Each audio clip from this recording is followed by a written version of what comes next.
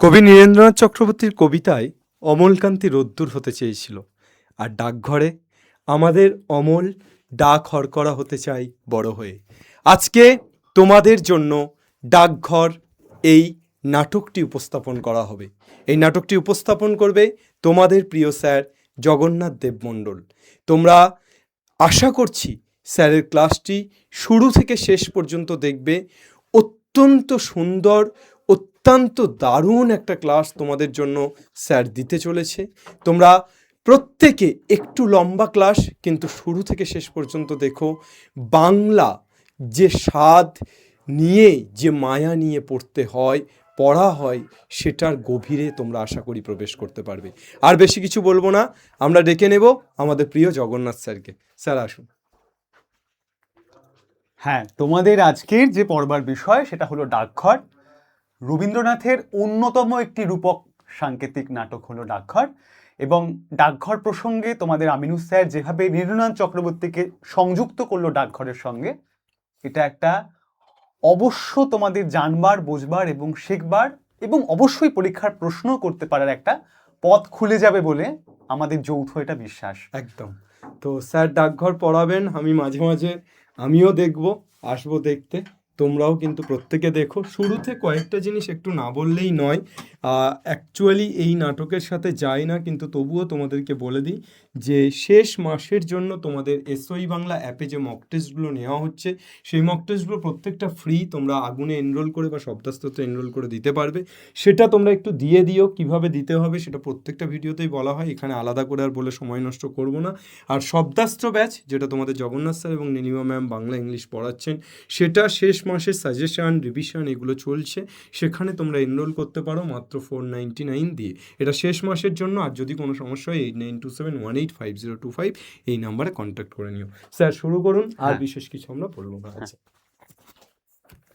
ঠিক আছে, তোমাদের প্রথমেই যেটা বলবার কথা যে আমরা টেক্সট প্রত্যেকটা জায়গা যেভাবে আস্তে আস্তে এগোবো, প্রত্যেকটা অংশকে আমরা প্রত্যেকটা অংশ পড়বার সময়ই সেটা এত ভালো করে বুঝে নেব যে পরবর্তীতে আমাদের যখন লাইন তুলে প্রশ্ন আসবে বা কোন চরিত্র কি কথা বলছেন, কোন সাপেক্ষে কথা বলছেন, তার পরিপ্রেক্ষিতটা কি রচনা হচ্ছে, এটা আমরা টেক্সটটা পড়তে পড়তেই, গুরুত্বপূর্ণ প্রশ্নগুলো আলোচনা করতে করতে এবং হাইলাইট করতে করতে আমরা নোট নিতে নিতে এই পুরো ক্লাসটাকে এগিয়ে নিয়ে যাব। তো প্রথমেই তোমাদের যে কথা বলবার, তোমরা সবাই ঝটপট টেক্সট বইটা সামনে নিয়ে বসে পড়ো এবং অতি অবশ্যই একটা খাতা এবং কলম সামনে রাখো।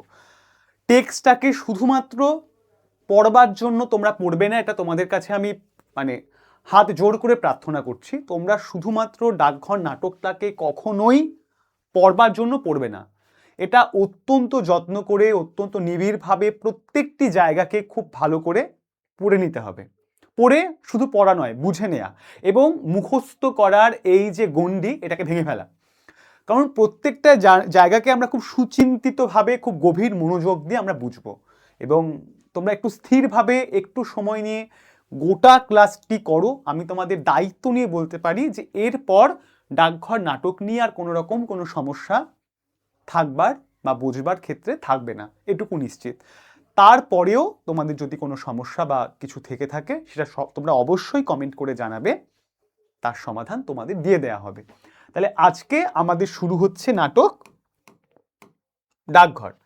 এবার ডাকঘর নাটকের আগে দেখো, নাৎসি ক্যাম্পের কিছু বাচ্চাদের এখানে ছবি দেয়া আছে। তোমরা সবাই হিটলারের ওই ভয়ঙ্কর নাৎসি ক্যাম্পের যে গ্যাস চেম্বারে ঢুকিয়ে বাচ্চাদের মেরে ফেলার কথা তোমরা সকলেই অবগত, জানো সেই নিষ্ঠুর, বিভৎস, মর্মান্তিক ঘটনার কথা। আর এইটা হলো রবীন্দ্রনাথ, যিনি ঠাকুরদার ভূমিকায় অভিনয় করতেন। এই যে রবীন্দ্রনাথের পোশাক পরে আছেন আর কি, রবীন্দ্রনাথ পোশাক পরে আছেন আর কি, ঠাকুরদার বেশে তিনি সেজে আছেন।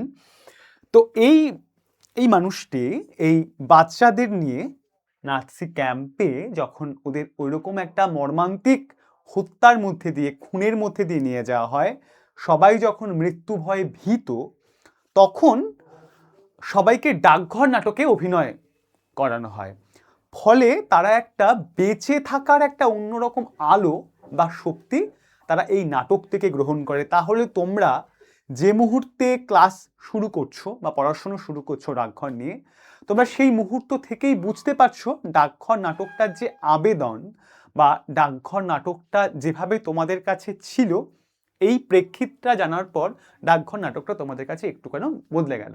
এই ব্যাপারটা মানে মাথায় রাখবে, মনে রাখবে যে নাটকটা কেবলমাত্র শুধু টেক্সট হিসেবে পড়বার জন্য পড়া নয়, এর আরো গভীরতর অর্থ রয়েছে।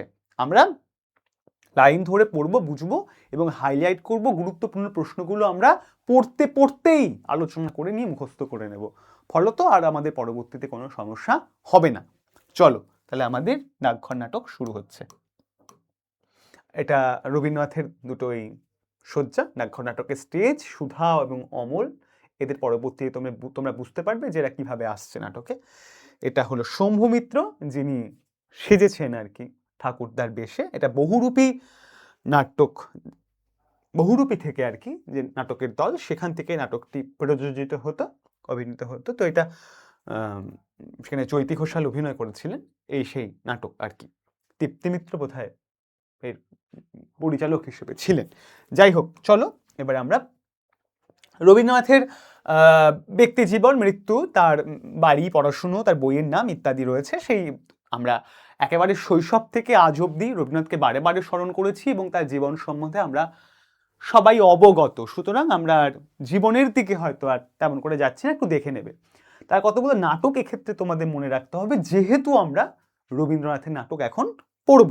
নাটকগুলো হলো ডাকঘর, অচলায়তন, রক্তকরবী, শারদ উৎসব ইত্যাদি ইত্যাদি। একটু মাথায় রাখবে, একটু দেখে নেবে। আমরা এবার নাটকে প্রবেশ করছি। নাটকের যে প্রথম অংশ, সেখানটায় একটি ছেলে, সেই ছেলেটির নাম অমল। তাহলে আমরা ডাকঘর নাটকে প্রথম একটি চরিত্র পাচ্ছি, যে চরিত্রটির নাম অমল। আচ্ছা, এই ছেলেটির শরীর খারাপ, অসুস্থ অমল, এই দিয়ে নাটকের বিষয়টা শুরু হয়। তাহলে প্রথম যে চরিত্রটা আমরা পাই তার নাম মাধব দত্ত। তিনি বলেন, মুশকিলে পড়ে গেছি, যখন ও ছিল না তখন ছিলই না। এই ও মানে আমরা বুঝে নেব, এই ও মানে অমল। যখন ও ছিল না তখন ছিলই না, কোনো ভাবনাই ছিল না। এখনো কোথা থেকে এসে আমার ঘর জুড়ে বসলো, ও চলে গেলে আমার এ ঘর যেন আর ঘরই থাকবে না। এই অংশটাকে আমরা দাগিয়ে নেব। এটা একটি গুরুত্বপূর্ণ প্রশ্ন হতে পারে যে ও চলে গেলে আমার এই ঘর যেন আর ঘরই থাকবে না। কবিরাজ মশাই, আপনি কি মনে করেন ওকে? তাহলে মাধব দত্ত নামে একজন ব্যক্তি, যিনি বলছেন কবিরাজ মশাইকে যে ও যখন ছিল না, এবার এসেছে যখন, ওর সাথে আমরা একটা খুব আত্মিক সম্পর্ক স্থাপন হয়েছে। এটা আমরা ডিটেলে আরো দেখবো কি হচ্ছে। কবিরাজ বলছে ওর ভাগ্যে যদি আয়ু থাকে তাহলে দীর্ঘকাল বাঁচতেও পারে, কিন্তু আয়ুর্বেদে যেরকম লিখেছে তাতে তো। মাধব দত্ত বলেন কি? কবিরাজ বলেন যে শাস্ত্রে বলেছেন পৈতৃকান সন্নিপাত যেন কফ বাত সমুদ ভাবানা। মাধব দত্ত বলছে থাক, আপনি আর ওই শ্লোকগুলো আওড়াবেন না, ওতে আরো আমার ভয় বেড়ে যায়। লাইনটা দাগাও। এখন কি করতে হবে সেইতে বলে দিন। কবিরাজ নস্য লইয়া, অর্থাৎ নস্যি নিয়ে বলে খুব সাবধানে রাখতে হবে। মাধব দত্ত বলে সে তো ঠিক কথা, কিন্তু কি বিষয়ে সাবধান হতে হবে সেইটা স্থির করে দিয়ে যান। তাহলে আমরা বুঝতে পাচ্ছি যে একটা কবিরাজ মশাইয়ের সঙ্গে একজন ব্যক্তির একটা আলাপচারিতা চলছে, একটা কথোপকথন চলছে। সেটা কি নিয়ে চলছে? একজন মানুষ অসুস্থ, একজন বলা ভালো একজন বালক অসুস্থ, তার অসুস্থতা নিয়ে। এবং এই কথা বলতে গিয়ে কবিরাজ অনেক শাস্ত্র থেকে উদ্ধৃতি হুবহু কোট করে। কবিরাজ বলে, আমি তো পূর্বেই বলেছি ওকে বাইরে একেবারে যেতে দিতে পারবেন না। আচ্ছা, তার আগে ঘটনা হলো গিয়ে ওতে আরো আমার ভয় বেড়ে যায়। কেন? এই শ্লোকগুলো শুনে টুনে বোঝা গেল ও চলে গেলে আমার এই ঘর আর ঘরই থাকবে না। কে বলছেন? মাধব দত্ত বলছেন যে অমূল এসেছে, ও যদি চলে যায় বা মারা যায় তাহলে আমার এই ঘরটা আর ঘর থাকবে না। কবিরাজ, আমি তো পূর্বেই বলেছি ওকে বাইরে একেবারে যেতে দিতে পারবেন না। তাহলে কবিরাজ কি বলেছে? ওকে বাইরে যেতে দেওয়া যাবে না। মাধব দত্ত বলছে ছেলে মানুষ, ওকে দিনরাত ঘরের মধ্যে ধরে রাখা যে ভারী শক্ত। কবিরাজ বলছে তাতে কি করবেন বলেন? এই শরৎকালে রৌদ্র আর বায়ু দুই বালকের পক্ষে বিষবৎ, মানে বিষের মতো। কি? শরৎকালে রোদ আর হাওয়া। আমি একটু করে পড়াবো, একটু করে বোঝাবো, গুরুত্বপূর্ণ ক্লাস, মন দিয়ে কিন্তু নোট নেবে আর পড়বে। কারণ কি না শাস্ত্রে বলেছে অপস্মারে জ্বরে কাশে কমলায়ং হ্লিমকে, আবার সেই শাস্ত্র থেকে উদ্ধৃতি নিয়ে কবিরাজ মশাই কথা বলছেন। মাধব দত্ত বলছে থাক থাক, আপনার শাস্ত্র থাক, তাহলে ওকে বন্ধ করেই রেখে দিতে হবে, অন্য কোনো উপায় নেই। কবিরাজ বলে কিছু না, কারণ পবনে তপনে চৈব। মাধব দত্ত বলে আপনার ওই চৈব নিয়ে আমার কি হবে বলেন তো, ও থাক না, কি করতে হবে সেইটা বলে দিন। কিন্তু আপনার ব্যবস্থা বড় কঠোর, রোগের সমস্ত দুঃখ ও বেচারা চুপ করে সহ্য করে, কিন্তু আপনার ওষুধ খাবার সময় ওর কষ্ট দেখে আমার বুক ফেটে যায়। তাহলে বাচ্চাটা এতটাই অসুস্থ, সে অসুস্থতা রোগ ভোগ সহ্য করলেও যেটা হয় সেটা হলো গিয়ে যে ওষুধ খাওয়ানোর সময় ওর যে দুঃখটা হয় বা যে কষ্টটাও পায়, সেটা কিছুতেই মাধব দত্ত নামের যে ভদ্রলোক তিনি সহ্য করতে পারেন না, তাই এ কথা বলছেন। আর শরৎকালে রৌদ্র হাওয়া এই লাইনটাও দাগাবে। বিষববৎ মানে এই বালকের পক্ষে, নামটা এখনো আসেনি, এই বালকের পক্ষে বিষের মতো শরৎকালে রোদ এবং হাওয়া, ফলত ওর বাইরে বেরোনো কোনো মতেই মানে ঠিক হবে না বা উচিত নয়। কবিরাজ বলে সেই কষ্ট যত প্রবল তার ফলও তত বেশি, তাই তো মহর্ষি চর্বণ বলেছেন ভেষজং হিতৌ বাকঞ্চ তিক্তং আশু ফলপ্রদং। আজ তবে উঠি দত্তমশাই, ঠাকুরদার প্রবেশ। এবার ঠাকুরদা নামে একজন চরিত্র, তাহলে কি হলো, কবিরাজ চলে গেল,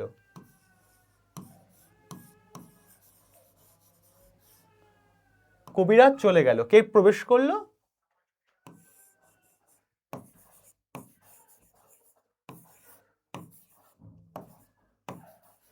ঠাকুরদা প্রবেশ করলো। ঠাকুর মাধব দত্ত বলে এই রে ঠাকুরদা এসেছে, সর্বনাশ করলে। ঠাকুরদা বলে কেন, আমাকে তোমার ভয় কিসের? মাধব দত্ত বলছে তুমি যে ছেলে খ্যাপাবার সর্দার।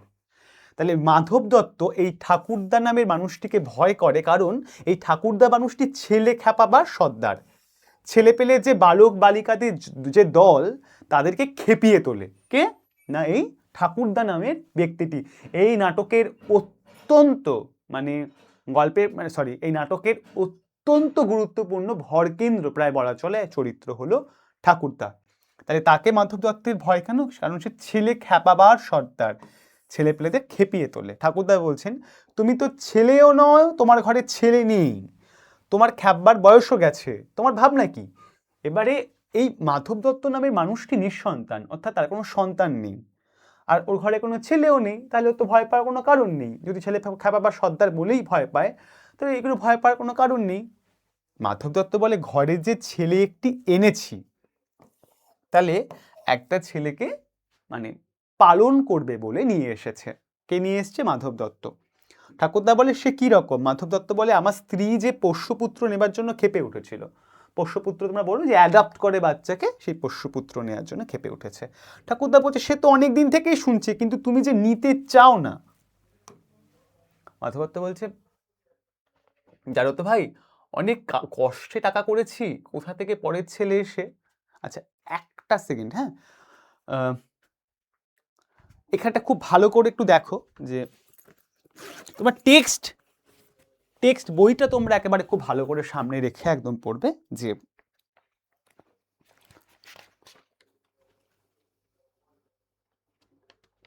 হ্যাঁ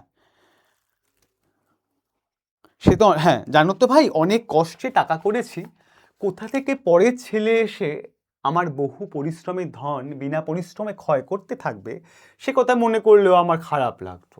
কিন্তু এই ছেলেটিকে আমার যে কিরকম লেগে গিয়েছে, অর্থাৎ এই মাধব দত্ত লোকটা বোঝা যাচ্ছে খুব টাকার কাঙাল, টাকা উপার্জন করতে খুব ভালোবাসে। এবার ও টাকা উপার্জন করবে, ওর সন্তান নাই থাক, এবার একজন পোষ্যপুত্রকে নিয়ে নিলে তো টাকাটা তো খরচ হয়ে যাবে, এই জন্য সন্তান নিতে চাইতো না। কিন্তু এখন একটা সন্তানকে পোষ্যপুত্র হিসেবে গ্রহণ করার পর ওর বেশ ভালো লাগছে। ঠাকুরদা বলছে তাই এর জন্য টাকা যতই খরচ করছো ততই মনে করছো সে যেন টাকার পরম ভাগ্য। ঠাকুরদা বলছে। মাধব দত্ত বলছে আগে টাকা রোজগার করতুম, সে কেবল একটা নেশার মতো ছিল, না করে কোনো মতে থাকতে পারতো না, কিন্তু এখন যে টাকা করছি সবই ওই ছেলে পাবে জেনে উপার্জনে ভারী একটা আনন্দ পাচ্ছি। উপার্জনে ভারী একটা আনন্দ পাচ্ছি, দয়া করে লাইনটি একটু দাগাও। আগে যখন পোষ্যপুত্র নেয়নি তখন মনে হতো যে টাকা পয়সাটা কেবল নষ্ট হবে, কিন্তু এখন একজনকে নিয়ে নেওয়ার পর, গ্রহণ করার পর ওর বেশ খুব ভালো লাগছে। ঠাকুরদা বলছে, বেশ বেশ ভাই, ছেলেটি কোথায় পেলে বলো দেখি। মাধব দত্ত বলছেন, আমার স্ত্রীর গ্রাম সম্পর্কে ভাইপো। তাহলে বোঝা গেল যে এই মাধব দত্ত যে ছেলেটিকে নিয়ে এসেছে সেটা ওর বউয়ের গ্রামের কোনো একটা ভাইপো, এইটা ওদের সম্বন্ধ। ছেলেবেলা থেকে বেচারার মা নেই, আবার সেদিন তার বাপও মারা গেছে। তাহলে বোঝা গেল ছোটবেলা থেকে যে বাচ্চাটির কথা আমরা জানছি তার মা নেই এবং বাবাও মারা গেছে, মানে একেবারে অনাথ ছেলে। ঠাকুরদা বলছে, আহা, তবে তো আমাকে তার দরকার আছে। লাইনগুলো, প্রত্যেকটা লাইনের যে অনুভূতি সেগুলোকে খুব ভালো করে কিন্তু বোঝো, মন দিয়ে দেখো। মাধব দত্ত বলে, কবিরাজ বলেছে তার ওইটুকু শরীরে একসঙ্গে বাত, পিত্ত, শ্লেষ্মা যেরকম প্রকুপিত হয়ে উঠেছে, তাতে তার আর বড় আশা নেই। এখন একমাত্র উপায় তাকে কোনো রকমে এই শরতের রৌদ্র আর বাতাস থেকে বাঁচিয়ে ঘরে বন্ধ করে রাখা। ছেলেগুলোকে ঘরের বার করাই তোমার এই বুড়ো বয়সের খেলা, তাই তোমাকে ভয় করি। তাহলে মাধব দত্ত এই ঠাকুরদাকে কেন ভয় করে বোঝা যাচ্ছে। ছেলেপেলেদের কোনো আড়াল দিয়ে, কোনো আগল দিয়ে, কোনো শৃঙ্খল পরিয়ে কোথাও বেঁধে ফেলা নয়, তাদের মুক্ত করা, তাদের স্বাধীন করা, এই প্রবণতাটাই আমাদের ঠাকুরদার মধ্যে আছে, তাই মাধব দত্ত একে ভয় করেন। ঠাকুরদা বলে, মিছে বলনি, একেবারে ভয়ানক হয়ে উঠেছি আমি, শরতের রৌদ্র আর হাওয়ারই মতো। কিন্তু ভাই, ঘরে ধরে রাখবার মতো খেলাও আমি কিছু জানি। আমার কাজকর্ম একটু সেরে আসি, তারপর ওই ছেলেটির সঙ্গে ভাব করে নেব। তাহলে এতক্ষণ আমরা কোথাও নাটকে, দেখো তোমরা, ছেলেটির উল্লেখ পাই না, মানে ছেলেটি কোথাও নেই নাটকে এখনো অবধি।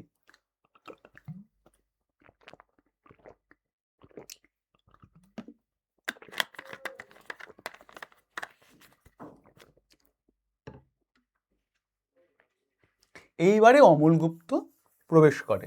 কে প্রবেশ করে? অমল গুপ্ত, মানে নাটকের অন্যতম যে চরিত্র, অমল নাটকে প্রবেশ করে। কি হয় দেখো, অমল নাটকে প্রবেশের সঙ্গে সঙ্গে অমল বলে, পিসেমশাই। মাধব দত্ত বলে, কি অমল? তাহলে সম্বন্ধটা বোঝো, ভাইপো স্ত্রী গ্রাম সম্পর্কের অমলের পিসেমশাই হলো মাধব দত্ত। অত্যন্ত বৈষয়িক লোক, টাকা পয়সা রোজগার করে, উপার্জন করতে খুব ভালোবাসে এমন একজন মানুষ। অমল বলে, আমি কি ওই উঠোনটাতেও যেতে পারবো না? মাধব দত্ত বলে, না বাবা। অমল বলে, ওই যেখানটাতে পিসিমা জাঁতা দিয়ে ডাল ভাঙেন, ওই দেখো না, যেখানে ভাঙা ডালের খুদগুলি দুই হাতে তুলে নিয়ে লেজের উপর ভর দিয়ে বসে কাঠবেড়ালি কুটুস কুটুস করে খাচ্ছে, ওখানে আমি যেতে পারবো না? মাধব দত্ত বলে, না বাবা। অমল বলে, আমি যদি কাঠবিড়ালি হতুম তবে বেশ হতো, কিন্তু পিসেমশাই আমাকে কেন বেরোতে দেবে না? মাধব দত্ত বলে, কবিরাজ যে বলেছে বাইরে গেলে তোমার অসুখ করবে। অমল বলে, কবিরাজ কেমন করে জানলে? আচ্ছা, কবিরাজ বিষয়টা তোমরা জানো, তখন তো ডাক্তার ইত্যাদির যে আগেকার যে সময়, সে সময় গ্রাম্য যে কবিরাজ, তারা অনেক বনৌষধিকে প্রয়োগ করে চিকিৎসা করতো, তাদের কবিরাজ বলা হতো। তখন বলছে যে আমার অসুখ হলে বাইরে গেলে অসুখ বাড়বে, এটা কবিরাজ কি করে জানলো? অমল একেবারে একটি শিশু মনের যে কল্পনাপ্রবণ একটি মনের যে প্রশ্ন হতে পারে, সেই প্রশ্নটি সঙ্গত কারণে করছে। মনে রাখতে হবে, অমল অনেক বাচ্চাদের থেকে বেশি কল্পনাপ্রবণ এবং অনেক বেশি সংবেদনশীল। মাধব দত্ত বলে, বলো কি অমল, কবিরাজ জানবে না? সে যে এত বড় বড় পুঁথি পড়ে ফেলেছে। অমল বলে, পুঁথি পড়লে কি সমস্ত জানতে পারে? সাংঘাতিক প্রশ্ন, একেবারে সময়ের দিকে, যুগের দিকে, মানুষের দিকে ছুঁড়ে দেওয়া প্রশ্ন, যে পুঁথি পড়লেই কি সমস্ত কিছু জানতে পারা যায়? মাধব দত্ত বলে, বেশ, তাও বুঝি জানো না? অমল দীর্ঘ নিঃশ্বাস ফেলিয়া বলে, আমি যে পুঁথি কিছুই পড়িনি, তাই জানি না। মাধব দত্ত বলে, দেখো, বড় বড় পণ্ডিতেরা সব তোমারই মতো, তারা ঘর থেকে তো বেরোয় না। অমল, বেরোয় না? মাধব দত্ত বলে, না। কখন বেরোবে বলো? তারা বসে বসে কেবল পুঁথি পড়ে, আর কোনো দিকেই তাদের চোখ নেই। অমলবাবু, তুমিও বড় হলে পণ্ডিত হবে, বসে বসে এত বড় বড় সব পুঁথি পড়বে, সবাই দেখে আশ্চর্য হয়ে যাবে। অমল বলে, না না, না না পিসেমশাই, তোমার দুটি পায়ে পড়ি, আমি পণ্ডিত হব না পিসেমশাই, আমি পণ্ডিত হব না। অমল কি বলে তাহলে, ওর জীবনের চাওয়া কি? পণ্ডিত না হওয়া। কেমন? এটা একটু দাগাবি। এবং এই পণ্ডিত হওয়ার পথ কি? ঘরে বসে বসে রাশি রাশি পুঁথি পড়া। মাধব দত্ত বলে, সে কি কথা অমল, যদি পণ্ডিত হতে পারতুম তাহলে আমি তো বেঁচে যেতুম। অমল বলে, আমি আমি যা আছে সব দেখব, কেবলই দেখে বেড়াবো। মাধব দত্ত বলে, শোনো একবার। দেখবে কি? দেখবার এত আছেই বা কি? অমল বলে, আমাদের জানলার কাছে বসে সেই সেই যে দূরে পাহাড় দেখা যায়, আমার ভারী ইচ্ছে করে ওই পাহাড়টা পার হয়ে চলে যাই। মাধব দত্ত বলে, কি পাগলের মতো কথা, কাজ নেই কর্ম নেই, খামোকা পাহাড়টা পার হয়ে চলে যাই। কি যে বলে তার ঠিক নেই। পাহাড়টা যখন মস্ত বেড়ার মতো উঁচু হয়ে আছে, তখন তো বুঝতে হবে ওটা পেরিয়ে যাওয়া বারণ। নইলে এত বড় বড় পাথর জড়ো করে এত বড় একটা কাণ্ড করার দরকার কি ছিল? একই পাহাড় যেটা অমলের মনে হচ্ছে পার হয়ে চলে যাওয়া যায়, আর মাধব দত্তের অর্থাৎ পিসেমশাইয়ের মনে হচ্ছে পাথরটা যখন জড়ো হয়েছে বা বড় হয়েছে, সেটা পেরিয়ে যেতে, সেটাকে পেরিয়ে যাওয়া যেন বারণ। অমল বলছে, পিসেমশাই, তোমার কি মনে হয় ও বারণ করছে? অর্থাৎ পাহাড়টা। পিসেমশাই, তোমার কি মনে হয় ও বারণ করছে?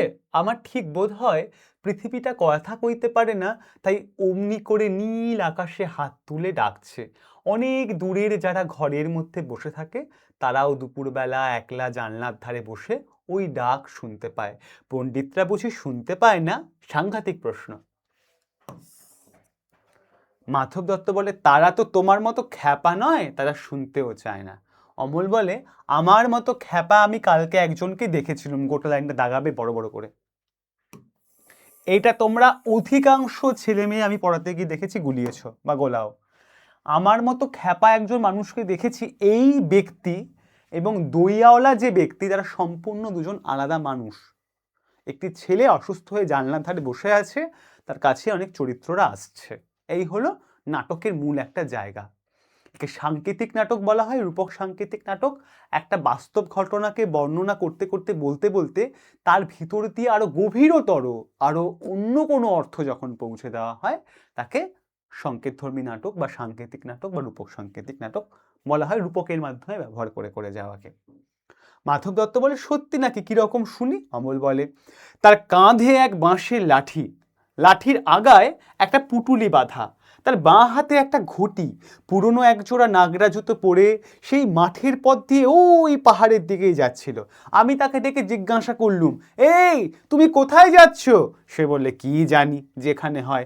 আমি জিজ্ঞাসা করলুম, কেন যাচ্ছ? সে বললে, কাজ খুঁজতে যাচ্ছি। আচ্ছা পিসেমশাই, কাজ কি খুঁজতে হয়?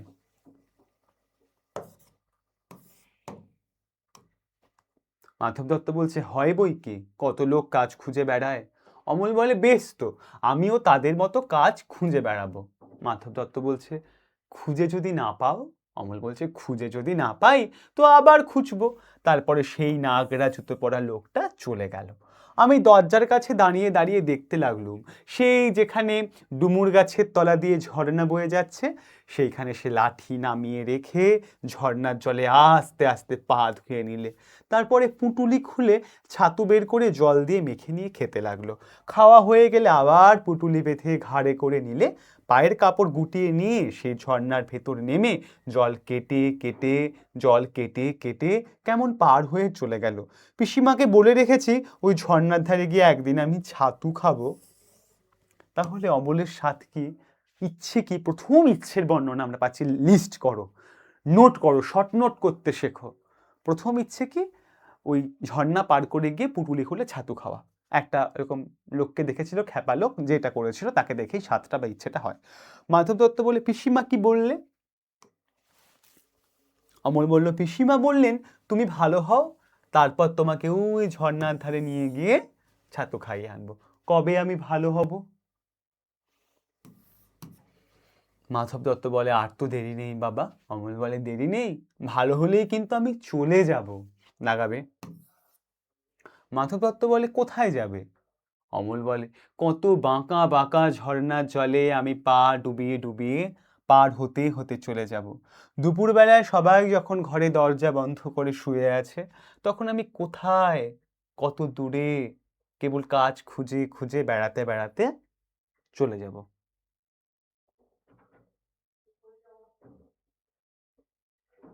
মাধব দত্ত বলে আচ্ছা বেশ, আগে তুমি ভালো হও, তারপরে তুমি। অমল বলে তারপর আমাকে পণ্ডিত হতে বলো না পিসেমশাই। মাধব দত্ত বলে তুমি কি হতে চাও বলো? অমল বলে এখন আমার কিছু মনে পড়ছে না, আচ্ছা আমি ভেবে বলবো। মাধব দত্ত বলে কিন্তু তুমি অমন করে যে যে সে বিদেশি লোককে ডেকে ডেকে কথা বলো না। অমল বলে বিদেশি লোক আমার ভারী ভালো লাগে। মাধব দত্ত বলে যদি তোমাকে ধরে নিয়ে যেত। অমল বলে তাহলে তো সে বেশ হতো, কিন্তু আমাকে তো কেউ ধরে নিয়ে যায় না, সবাই কেবল বসিয়ে রেখে দেয়। মাধব দত্ত বলে আমার কাজ আছে, আমি চললুম, কিন্তু বাবা দেখো বাইরে যেন বেরিয়ে যেও না। অমল বলে যাব না, কিন্তু পিসেমশাই রাস্তার ধারে এই ঘরটাতে আমি বসে থাকবো। সরি। তাহলে এখানে একটা ফুরোচ্ছে, দুই শুরু হচ্ছে। এতক্ষণ তোমরা দেখলে যে অমল, প্রথমে ঠাকুরদা, তারপরে কবিরাজ মশাই, তারপরে অমল এবং অমলের সাথে যে খ্যাপা যে লোক, এই চারজনকে নিয়ে এই নাটকের প্রথম অংশ আবর্তিত হচ্ছে বা ঘোরাফেরা করছে, যেখানে অমল অসুস্থ এবং চরিত্রগুলো আসছে অমলের বাইরে যাওয়া বারণ, তার ইচ্ছে ছাতু খুলে খাওয়া, পুটুলি খুলে ওই খ্যাপা লোকটার মতো। এই হলো প্রথম অংশ। নিশ্চয়ই এটা নিয়ে তোমাদের কোনো ডাউট বা সমস্যা হওয়ার কথা নয়। দ্বিতীয় অংশ, এবার দইওয়ালা ডাকছে দই দই দই,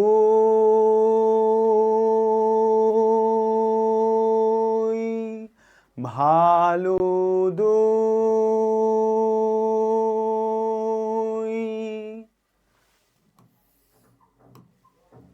অমল বলছে দইওয়ালা, দইওয়ালা, ও দইওয়ালা। দইওয়ালা বলছে ডাকছো কেন, দই কিনবে? অমল বলছে কেমন করে কিনবো, আমার তো পয়সা নেই। দইওয়ালা বলছে কেমন ছেলে তুমি, কিনবে না তো আমার বেলা বইয়ে দাও কেন? অমল বলছে আমি যদি তোমার সঙ্গে চলে যেতে পারতুম তো যেতুম। দইওয়ালা বলে আমার সঙ্গে?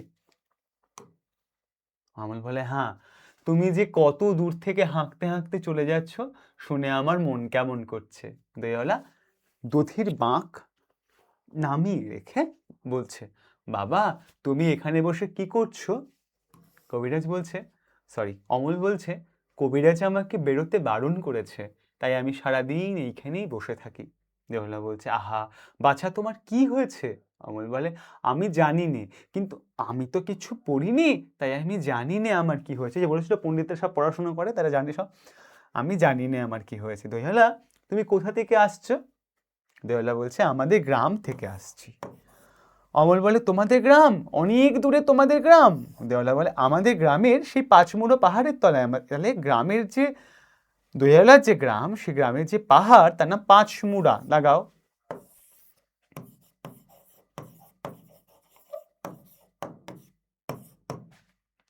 পাহাড়ের তলায় শামলি নদীর ধারে পাঁচমুড়া, শামলি গেথে নাও মাথায়। অমল পাঁচমুড়া পাহাড়, শামলি নদী, কি জানি, হয়তো তোমাদের গ্রাম দেখেছি, কবে সে আমার মনে পড়ে না। দেওয়ালা বলছে তুমি দেখেছো, পাহাড় তলায় কোনোদিন গিয়েছিলে নাকি? অমল বলে না, কোনোদিন যাইনি, কিন্তু আমার মনে হয় যেন আমি দেখেছি। অনেক পুরনো কালের খুব বড় বড় গাছের তলায় তোমাদের গ্রাম, একটি লাল রঙের রাস্তার ধারে না? দেওয়ালা বলছে ঠিক বলেছো বাবা। অমল বলছে সেখানে পাহাড়ের গায়ে সব গরু চড়ে বেড়াচ্ছে। দেওয়ালা বলছে কি আশ্চর্য, ঠিক বলেছো, আমাদের গ্রামে গরু চড়ে বই কি, খুব চড়ে। অমল বলছে মেয়েরা সব নদী থেকে জল তুলে মাথায় কলসি করে নিয়ে যায়, তাদের লাল শাড়ি পরা। দেওয়ালা বলছে বাবা ঠিক কথা, আমাদের গ্রামে সব গয়লাপাড়ার মেয়েরা নদী থেকে জল তুলে তো নিয়ে যাই, তবে কি না তারা সবাই যে লাল শাড়ি পরে তা নয়। কিন্তু বাবা তুমি নিশ্চয়ই কোনোদিন সেখানে বেড়াতে গিয়েছিলে? অমল বলছে সত্যি বলছি দয়ালা, আমি একদিনও যাইনি, কবিরাজ যেখানে আমাকে বাইরে যেতে বলবে সেদিন তুমি নিয়ে যাবে তোমাদের গ্রামে। দেওয়ালা বলছে, যাবো বই কি বাবা, খুব নিয়ে যাব। অমল বলছে, আমাকে তোমার মতো ওই রকম দই বেচতে শিখিয়ে দিও, ওই রকম বাঁক কাঁধে নিয়ে, ওই রকম খুব দূরের রাস্তা দিয়ে। দেওয়ালা বলছে, মরে যাই, দই বেচতে যাবে কেন বাবা, এত এত পুঁথি পড়ে তুমি পণ্ডিত হয়ে উঠবে।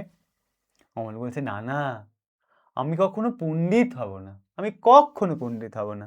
আমি তোমাদের রাঙা রাস্তার ধারে তোমাদের বুড়ো বটের তলায় গোয়ালপাড়া থেকে দই নিয়ে এসে দূরে দূরে গ্রামে গ্রামে বেচে বেচে বেড়াবো।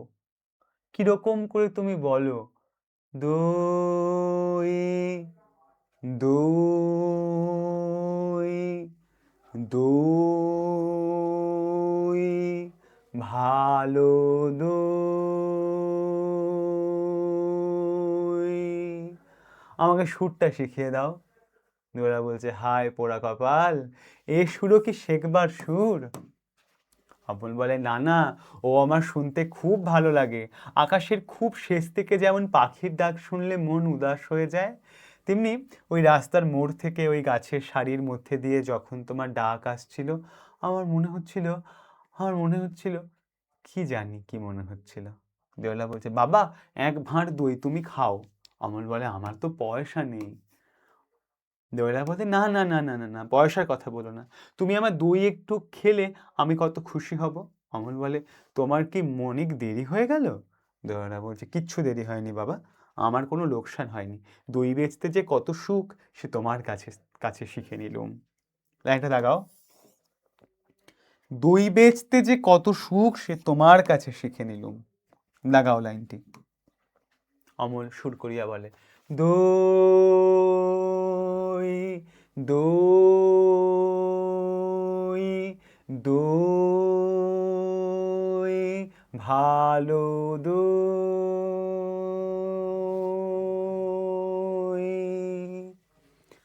সেই পাঁচমুড়া পাহাড়ের তলায় সামলি নদীর ধারে গয়লাদের বাড়ির দই। তারা ভোরের বেলা গাছের তলায় গরু দাঁড় করিয়ে দুধ দোয়, সন্ধেবেলায় মেয়েরা দই পাতে, সেই দই। দই। পাঁচমুড়ো পাহাড় এবং সামলি নদীর তীরে অবস্থিত যে দইয়ালা গ্রামের যে বর্ণনা পুরোটা পড়ালাম, এই পুরো অংশটা মাথায় গেঁথে নাও, কারণ দইয়ালা অংশটা এখানে শেষ হচ্ছে। এই যে রাস্তায় প্রহরী পায়চারি করে বেড়াচ্ছে, প্রহরী, প্রহরী, একটিবার শুনে যাও না প্রহরী।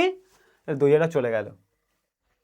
এগুলো না পরপর ক্রম ধরে ধরে নোট করবে, হ্যাঁ, মানে দইয়ালা, তারপরে প্রহরী, পরপর যেভাবে আসছে আর কি, লিখলাম না, পরপর পরপর যেভাবে আসছে। প্রহরী বলছে, প্রহরী বলছে, অমন করে ডাকাডাকি করছো কেন, আমাকে ভয় করো না তুমি?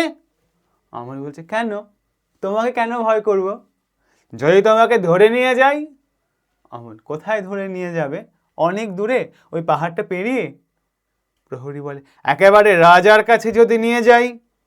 অমর বলে, রাজার কাছে নিয়ে যাও না আমাকে, কিন্তু আমাকে যে কবিরাজ বাইরে যেতে বারণ করেছে, আমাকে কেউ কোথাও ধরে নিয়ে যেতে পারবে না, আমাকে কেবল দিনরাত্রি এখানেই বসে থাকতে হবে। প্রহরী বলে, কবিরাজ বারণ করেছে, আহা তাই বটে, তোমার মুখ যেন সাদা হয়ে গেছে, চোখের কোলে কালি পড়েছে, তোমার হাত দুখানিতে শিরগুলি দেখা যাচ্ছে। অমল, তুমি ঘন্টা বাজাবে না প্রহরী? প্রহরী বলে, মানে এই অসুস্থতার বর্ণনা, তুমি ঘন্টা বাজাবে না প্রহরী? প্রহরী বলে, এখনো সময় হয়নি। কেউ বলে সময় বয়ে যাচ্ছে, আর কেউ বলে সময় হয়নি। আচ্ছা, তুমি ঘন্টা বাজিয়ে দিলেই তো সময় হবে। প্রহরী বলে, সে কি হয়, সময় হলে আমি তবে ঘন্টা বাজিয়ে দিই। আমার বলে, বেশ লাগে তোমার ওই ঘন্টা, আমার শুনতে ভারী ভালো লাগে। দুপুরবেলা আমাদের বাড়িতে যখন সকলেরই খাওয়া হয়ে যায়, পিসেমশাই কোথাও একটা কাজ করতে বেরিয়ে যান, পিসিমা রামায়ণ পড়তে পড়তে ঘুমিয়ে পড়েন। আমাদের ক্ষুদে কুকুরটা উঠোনের ওই কোণের ছায়ায় লেজের মধ্যে মুখ গুজে ঘুমোতে থাকে। তখন তোমার ওই ঘন্টা বাজে, ঢং ঢং ঢং ঢং ঢং ঢং। তোমার ঘন্টা কেন বাজে? তাহলে পুরো কথোপকথন চলছে প্রহরীর সঙ্গে। প্রহরী, ঘন্টা এই কথা সবাইকে বলে সময় বসে নেই, সময় কেবলই চলে যাচ্ছে। অমল বলে, কোথায় চলে যাচ্ছে, কোন দেশে? প্রহরী বলে, সে কথা কেউ জানে না। অমল বলে, সে দেশ বুঝি কেউ দেখে আসেনি। আমার ভারী আমার ভারী ইচ্ছে করছে ওই সময়ের সঙ্গে চলে যাই, যে দেশের কথা কেউ জানে না, সে অনেক দূরে। প্রহরী বলে, সে দেশে সবাইকে যেতে হবে বাবা। অমল বলে, আমাকেও যেতে হবে? প্রহরী বলে, হবে বই কি, মৃত্যুর কথা বলছে। অমল বলে, কিন্তু কিন্তু কবিরাজ যে আমাকে বাইরে যেতে বারণ করেছে। প্রহরী বলে, কোন দিন কোন দিন কবিরাজি হয়তো স্বয়ং হাতে ধরে নিয়ে যাবেন। অমল বলে, না না, তুমি তাকে জানো না, সে কেবলই ধরে রেখে দেয়। প্রহরী বলে, তার চেয়ে ভালো কবিরাজ যিনি আছেন, তিনি এসে ছেড়ে দিয়ে যান।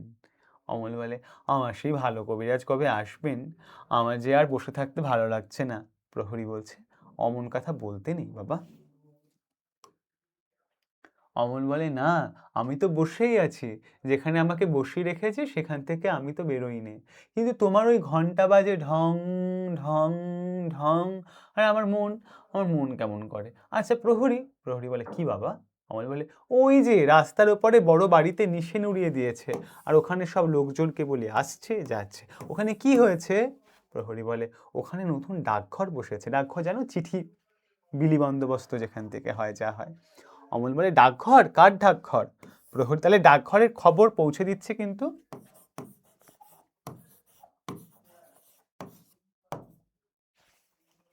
প্রহরী বলে, ডাকঘর আর কার হবে? রাজার ডাকঘর।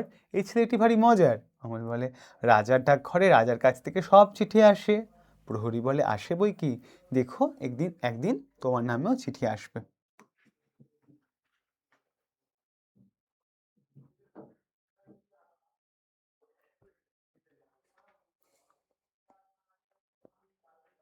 অমল বলে, আমার নামেও চিঠি আসবে? আমি যে ছেলে মানুষ। প্রহরী বলে, ছেলে মানুষকে রাজা এতটুকু টুকু ছোট্ট ছোট্ট চিঠি লেখেন? ছেলে মানুষকেও রাজা এতটুকু টুকু ছোট ছোট চিঠি লেখেন? ছেলে মানুষকে রাজা এতটুকু ছোট ছোট রাজা চিঠি লেখেন? তাহলে এই খবরটা পৌঁছে দিচ্ছে প্রহরী। অমল বলে, বেশ হবে, আমি কবে চিঠি পাবো? আমাকেও তিনি চিঠি লিখবেন, তুমি কেমন করে জানলে? প্রহরী বলে, না, তা নইলে তিনি ঠিক তোমার এই খোলা জানলাটার সামনেই অত বড় একটা সোনালী রঙের নিশেন উড়িয়ে ডাকঘর খুলতে যাবেন কেন? ছেলেটাকে আমার বেশ লেগেছে, এটা মনে মনে বলছে। অমল বলছে, আচ্ছা, রাজার কাছ থেকে আমার চিঠি এলে আমাকে কে এনে দেবে? প্রহরী বলে, রাজার যে অনেক ডাকঘর করা আছে, এখনই বুকে গোল গোল সোনার তকমা পরে তারা ঘুরে বেড়ায়। অমল বলে, আচ্ছা, কোথায় তারা ঘুরে? প্রহরী বলে, ঘরে ঘরে, দেশে দেশে। এই প্রশ্ন শুনলে হাসি পায়। অমল বলে, বড় হলে আমি রাজার ডাকঘর করা হব। প্রহরী বলে, ডাকঘর করা সে ভারী মস্ত কাজ, রোদ নেই, বৃষ্টি নেই, গরিব নেই, বড় মানুষ নেই, সকলে ঘরে ঘরে চিঠি বিলি করে বেড়ানো, সে খুব মজার, সে খুব জবর কাজ। অমল বলে, তুমি হাসছো কেন? আমার ওই কাজটাই সকলের চেয়ে ভালো লাগছে। না না, তোমার কাজও খুব ভালো। দুপুরবেলা যখন রোদ্দুরে ঝাঁঝা করে, তখন ঘন্টা বাজে ঢং ঢং ঢং। আবার এক একদিন রাত্রে হঠাৎ বিছানায় জেগে উঠে দেখি ঘরের প্রদীপ নিভে গেছে, বাইরের কোন অন্ধকারের ভেতর দিয়ে ঘন্টা বাজছে ঢং ঢং ঢং।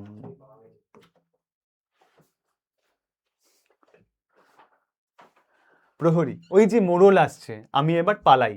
ও যদি দেখতে পায় তোমার সঙ্গে গল্প করছি, তাহলেই মুশকিল বাঁধবে। তাহলে এইখানে শেষ হচ্ছে প্রহরীর অবস্থানটা, প্রহরীর আশাটা এখানে ফুরিয়ে যাচ্ছে। এবারে কে প্রবেশ করছে? মোড়ল নামের একজন চরিত্র।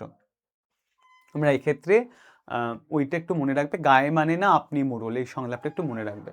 অমল বলছে, কই মোড়ল, কই কই? এবার আমাদের ওর একটা বর্ণনা আছে, বলছে, ওই যে অনেক দূরে, মাথায় একটা মস্ত গোল পাতার ছাতি। তাহলে মোড়ল যখন আসছে, মাথায় একটা গোল পাতার ছাতা মাথায় দিয়ে কিন্তু আসছে। অমল বলছে, ওকে বুঝি রাজা মোড়ল করে দিয়েছে? প্রহরী বলছে, আরে না, ও আপনি মোড়লই করে। যে ওকে না মানতে চায়, ও তার সঙ্গে দিনরাত এমনি লাগে যে ওকে সকলেই ভয় করে। কেবল সকলের সঙ্গে শত্রুতা করেও আপনার ব্যবসা চালায়। আজ তবে যাই, আমার কাজ কামাই যাচ্ছে। আমি আবার কাল সকালে এসে তোমাকে সমস্ত শহরের খবর শুনিয়ে যাব। তাহলে সমস্ত খবর শহরে শুনিয়ে যাওয়ার যে কথা যিনি বলেন, তিনি হলেন প্রহরী। দেখাবে, তাহলে তোমাদের কি প্রহরী অংশ বুঝতে কোনো সমস্যা হলো? সমস্যা থাকার কথা নয়, কারণ দইয়াওয়ালার এন্ট্রি পর দইয়াওয়ালা চলে গেল, তারপর যিনি প্রবেশ করছেন তিনি হলেন প্রহরী।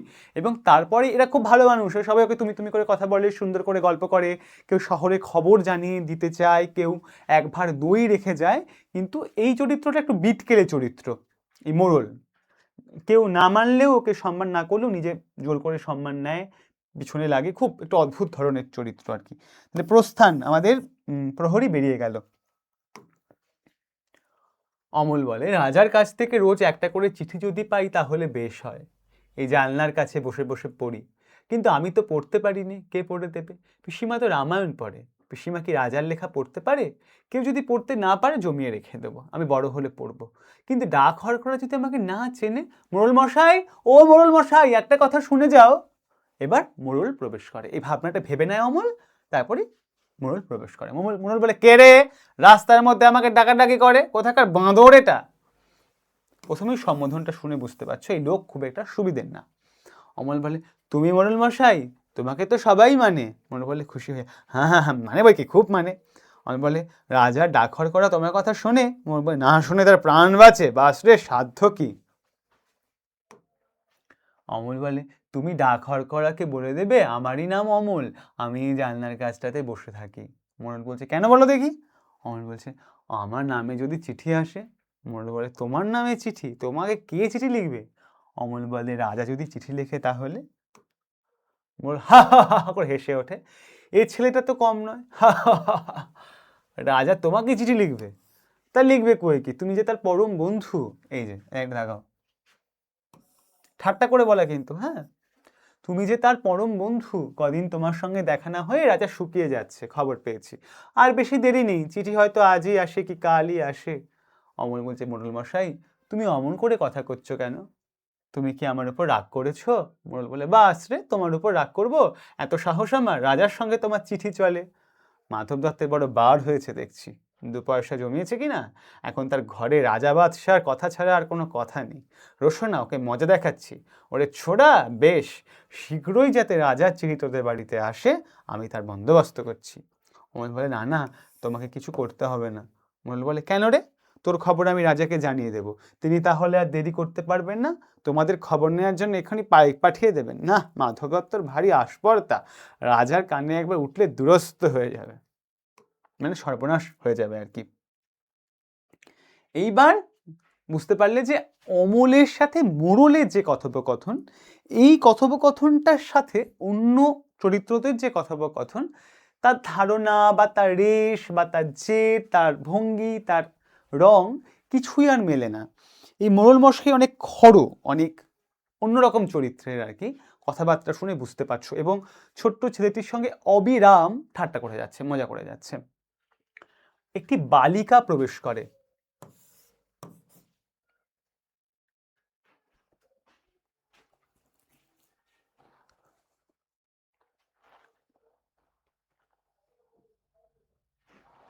এবারে নাটকে আমরা দেখতে পাই যে একটি বালিকা প্রবেশ করছে। বালিকা এসে বলে, মানে বালিকা আর কি জানলার পাশ দিয়ে যায়, তখন অমল বলে, কে তুমি মল ঝমঝম করতে করতে চলেছো, একটু দাঁড়াও না ভাই।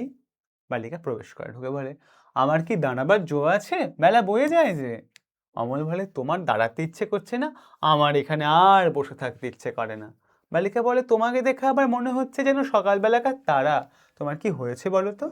সকালবেলাকার তারা কেন? কারণ রাত্রের থেকে যত সকাল হয়, আলো ফুটে ওঠে, তত তারা বা নক্ষত্র এরা সব নিষ্প্রভ হয়ে যায়, এদের আলো নিভে যায়। এই যে একটু একটু করে বেলা গড়াচ্ছে আর অমল আরেকটু আরেকটু করে অসুস্থ হয়ে পড়ছে, এই উপমাদিটি উপমিত করা হয়েছে। অমল বলে, জানিনি কি হয়েছে, কবিরাজ আমাকে বেরোতে বারণ করেছে। বালিকা বলে, আহা, তবে বেরিও না, কবিরাজের কথা মেনে চলতে হয়, দুরন্তপনা করতে নেই, তাহলে লোকে দুষ্টু বলবে। বাইরের দিকে তাকিয়ে তোমার মন ছটফট করছে, আমি বরঞ্চ তোমার এই আধখানা দরজা বন্ধ করে দিই।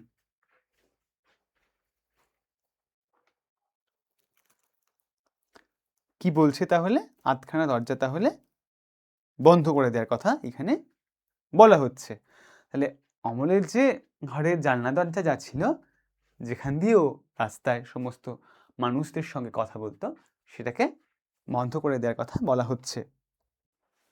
তাহলে তোমরা যে বিষয়টা বুঝতে পারলে যে অমলের সঙ্গে আমাদের যে বালিকা যে প্রবেশ করেছে, তার একটা একটা বিপরীত জায়গা আছে। অমল জানলায় বসে আছে, ওকে কেবল বসিয়ে রাখা হয়েছে বলে, আর যে বালিকা সে মল ঝমঝম করতে করতে পায়ের একটি অলংকার পরে যাচ্ছে এবং অমলকে দেখে যেন মনে হচ্ছে সকালবেলাকার তারা, অর্থাৎ রাত কেটে গেছে, রাত কেটে যাওয়ার পর যখন তারা ফুটে ওঠে সেই তারার যে নিষ্প্রভ হয়ে যায় সেই তারা আলোকহীনভাবে, তেমন অমলকে মনে হচ্ছে। এটা বোঝা গেছে। অমল বলছে, জানি নে কি হয়েছে, কবিরাজ আমাকে বেরোতে বারণ করেছে। বালিকা বলে, আহা তবে বেরিও না, কবিরাজের কথা মেনে চলতে হয়, দুরন্তপনা করতে নেই, তাহলে লোকে দুষ্টু বলবে। বলে ও তখন দরজাটা বন্ধ করে দিতে চায়। অমল বলে, না না, বন্ধ করো না, এখানে আমার সব বন্ধ, কেবল এইটুকুই খোলা। তুমি কে বলো না, আমি তো তোমাকে চিনি নে। বালিকা বলছে, আমি সুধা। অমল বলছে, সুধা? সুধা বলছে, জানো না, আমি এখানকার মালিনীর মেয়ে। তাহলে আমাদের এই যে বাচ্চাটি, যে বালিকাটি, এর পরিচয় আমরা পাচ্ছি, এ হলো মালিনীর মেয়ে। এ মালিনী মানে কারা? যারা ফুল তোলে, মালা গাঁথে এবং সেগুলো বিক্রি করে উপার্জন করে। অমল বলে, তুমি কি করো? সুধা বলে, সাজি ভরে ফুল তুলে নিয়ে এসে মালা গাঁথি, এখন ফুল তুলতে চলেছি। এবার অমল বলছে, ফুল তুলতে চলেছ, তাই তোমার পা দুটি অমন খুশি হয়ে উঠেছে? দাগাবে, এটা পুরো লাইনটা দাগাবে।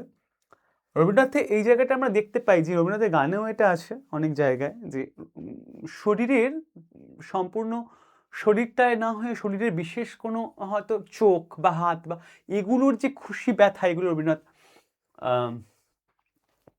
আমি মারের সাগর দিব পারি গানটাতেই আছে, যে আমার দুঃখ দিনের রক্ত কমল তোমার করুণ পায়ে, যে পায়ের কারুণ্য এটা রবীন্দ্রনাথ বারবার দেখাতেন, যে ফুল তুলতে চলেছে বলে একটি মেয়ের পা খুশি হয়ে উঠেছে। রবীন্দ্রনাথ ছাড়া কারোর পক্ষে সম্ভব না এটা লেখা। যতই চলেছ মল বাজছে ঝম ঝম ঝম, আমি যদি তোমার সঙ্গে যেতে পারতুম তাহলে উঁচু ডালে যেখানে দেখা যায় না সেখান থেকে আমি তোমাকে ফুল পেড়ে দিতুম। সুধা বলে, তাই বই কি, ফুলের খবর আমার চেয়ে তুমি নাকি বেশি জানো? অমল বলে, জানি, আমি খুব জানি, আমি 7 ভাই চম্পার খবর জানি। আমার মনে হয় আমাকে যদি সবাই ছেড়ে দেয় তাহলে আমি চলে যেতে পারি খুব ঘন বনের মধ্যে, যেখানে রাস্তা খুঁজে পাওয়া যায় না। সরু ডালের সব আগায় যেখানে মনুয়া পাখি বসে বসে দোলা খায়, সেখানে আমি চাঁপা হয়ে ফুটতে পারি। তুমি আমার পারুল দিদি হবে।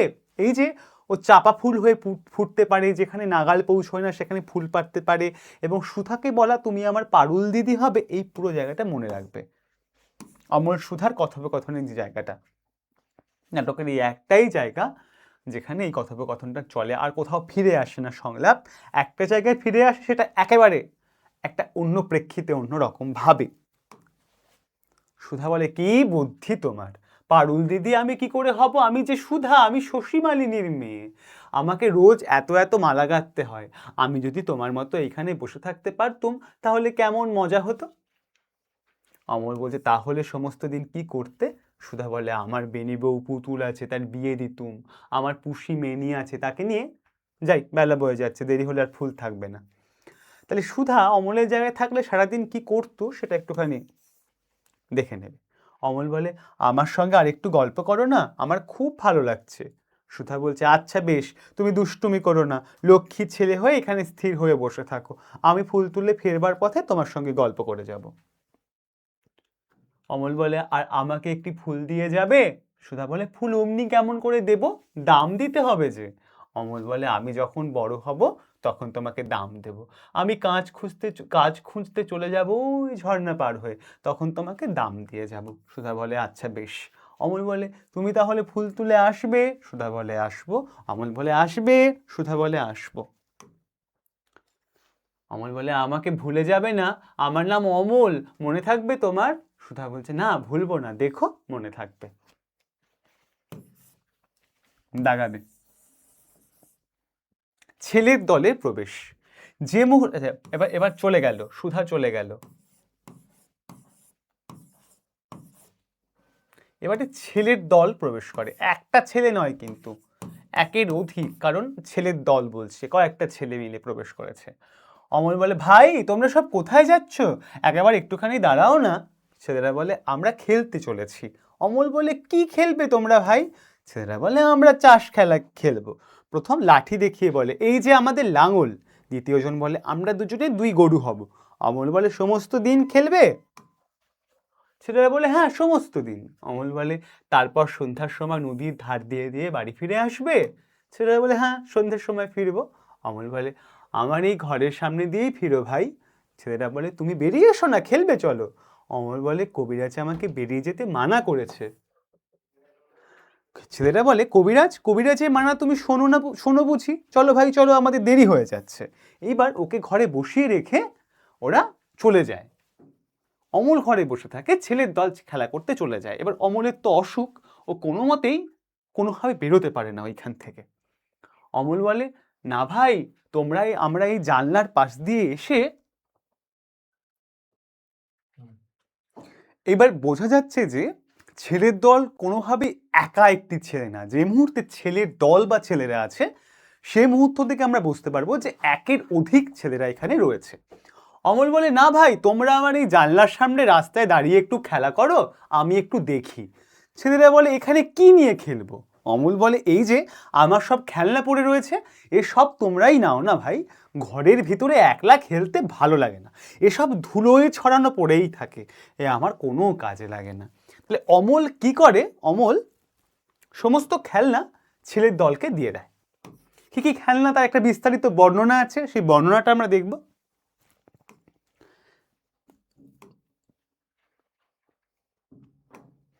ছেলেরা বলে বাবা কি চমৎকার খেলনা, এই যে জাহাজ, এই যে জটাই বুড়ি, দেখছিস ভাই কেমন সুন্দর সেপাই, এসব তুমি আমাদের দিয়ে দিলে, তোমার কষ্ট হচ্ছে না?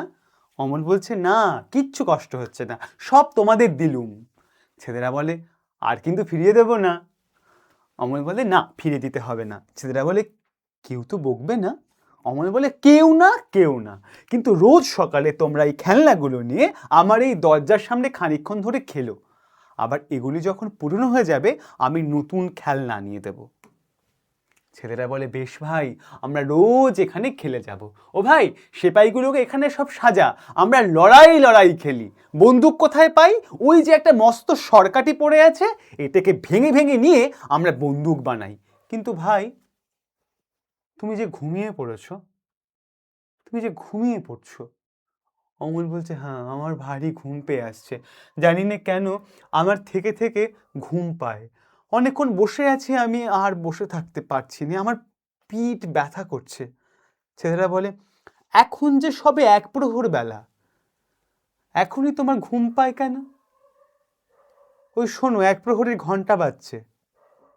অমল বলে হ্যাঁ, ওই যে বাজছে ঢং ঢং ঢং, আমাকে ঘুমোতে যেতে ডাকছে।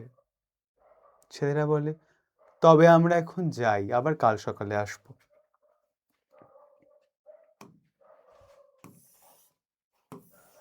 নাগাবে অমল, যাবার আগে তোমাদের একটা কথা আমি জিজ্ঞাসা করি ভাই, তোমরা তো বাইরে থাকো, তোমরা ওই রাজার ডাকঘরে ডাক হরকরাদের চেনো? ছেলেরা বলে হ্যাঁ চিনি বই কি, খুব চিনি। অমল বলে কে তারা, নাম কি? ছেলেরা বলে একজন আছে বাদল হরকরা, একজন আছে শরৎ, আরো কত আছে। এবার দেখো এই বাদল এবং শরৎ এই দুটো কিন্তু প্রকৃতির 2 রূপ, বর্ষাকাল এবং শরৎকাল। যে শরৎকালে রোদ হাওয়া গায়ে মাখা বারণ, যা বালকের পক্ষে বিষববৎ, সেই প্রকৃতির বাদল এবং শরৎ ডাক হরকরা হয়ে রাজার চিঠি অমলের কাছে এনে দেবে। অমল বলছে আচ্ছা, আমার নামে যদি চিঠি আসে তাহলে কি আমাকে চিনতে পারবে? ছেলেরা বলে কেন পারবে না, চিঠিতে তোমার নাম থাকলেই তারা তোমাকে ঠিক চিনে নেবে। অমল বলে কাল সকালে যখন আসবে তাদের একজনকে ডেকে এনে আমাকে চিনিয়ে দিও না। ছেলেরা বলে আচ্ছা দেব। অমল শয্যাগত। এবার অমল বসে থাকতে থাকতে ঘুম পাচ্ছিল, ক্লান্ত হয়ে পড়ছিল, অসুস্থ হয়ে পড়ছিল, এইবারও শয্যাগত। অমল এবার শুয়ে পড়েছে। অমল বলছে পিসেমশাই, আজ আর আমার সেই জানলার কাছেও যেতে পারবো না, কবিরাজ বারণ করেছে। মাধব দত্ত বলছে হ্যাঁ বাবা, সেখানে রোজ রোজ বসে থেকে তোমার ব্যামো বেড়ে গেছে, ব্যামো মানে অসুস্থতা, ব্যামো বেড়ে গেছে কেন, দাগাবে বড় করে। অমল বলছে অমল বলছে, না পিসেমশাই, না, আমার ব্যামোর কথা আমি কিছুই জানি নে, কিন্তু সেখানে থাকলে আমি খুব খুব ভালো থাকি। মাধব দত্ত বলছেন, সেখানে বসে বসে তুমি এই শহরের যত রাজ্যের ছেলে বুড়ো সকলের সঙ্গে ভাব করে নিয়েছো। আমার দরজার কাছে রোজ যেন একটা মস্ত মেলা বসে যায়, লাগাবে। এ তো কি কখনো শরীর থেকে দেখো দেখি, আজ তোমার মুখখানা কিরকম ফ্যাকাশে হয়ে গেছে। অমর বলছে, পিসেমশাই, আমার সেই ফকির হয়তো আজ আমাকে জানলার কাছে না দেখতে পেয়ে চলে যাবে। মাধব দত্ত বলছে, তোমার আবার ফকির কে? অমর বলে, সেই যে রোজ আমার কাছে এসে নানা দেশ বিদেশের কথা বলে যায়, শুনতে আমার ভারী ভালো লাগে। মাধব দত্ত বলছে, কই, আমি তো কোনো ফকিরকে জানি না। অমল বলে, এই ঠিক তার আসবার সময় হয়েছে, তোমার পায়ে পড়ি, তুমি তাকে একবার বলে এসো না, সে যেন আমার ঘরে এসে একবার বসে। এইবার যে ঠাকুরদাকে আমরা দেখেছি নাটকের প্রারম্ভে একদম প্রথমে, সেই ঠাকুরদাই ফকির বেশে প্রবেশ করে। তার যে সাজসজ্জা সেটা একটা ফকিরের বেশ। তো রবীন্দ্রনাথকে বা শম্ভু মিত্রকে দুজনকে অভিনয় করতে দেখলে, ছবি তোমাদের দেখিয়েছি ক্লাস শুরুর আগে আমি।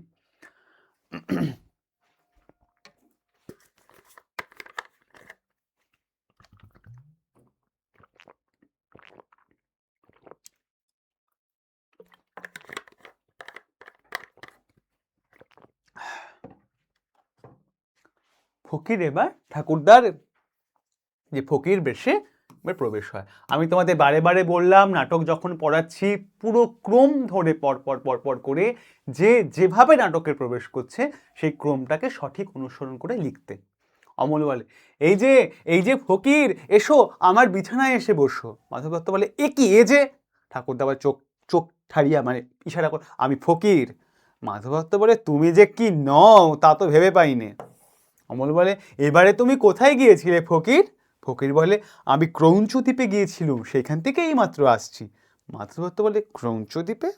ফকির বলে, এতে আশ্চর্য হওয়া কেন, তোমাদের মতো আমাকে পেয়েছো, আমার তো যেতে কোনো খরচ নেই, আমি যেখানে খুশি যেতে পারি, অর্থাৎ কল্পনায়। অমল বলে, ক্রৌঞ্চ দ্বীপ কিরকম দ্বীপ আমাকে বলো না ফকির। ঠাকুরদা বলেন, মানে বড় বড় করে দাগাও এই দুটো জায়গা, প্রশ্ন দেয়।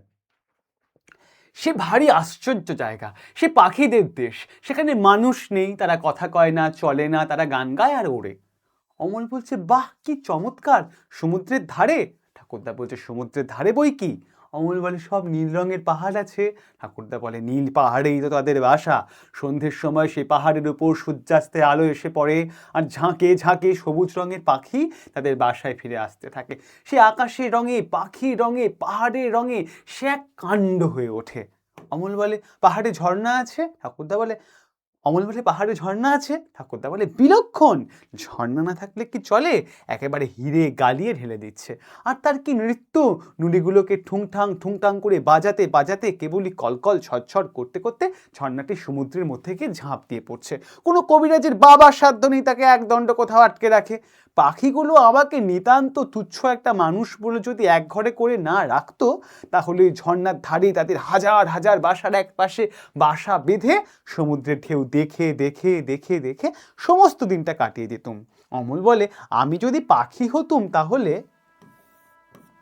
তাহলে দেখো এখানে একটা বিস্তারিত বর্ণনা আছে, একদম ছবির মতো, অত্যন্ত মনোযোগ দিয়ে ক্রৌঞ্চ দ্বীপ কি এবং সেখানে পরপর কী কী ঘটনাবলী ঘটে এবং কি হয় এটা সম্পূর্ণ মনে রাখবে। পাখিদের দ্বীপ, কোনো মানুষ নেই, পাখিরা উড়ে গান গায় এবং পাহাড়ের রঙে সূর্যাস্তের আকাশের রং সব মিলে গিয়ে একটা কাণ্ড হয়ে ওঠে।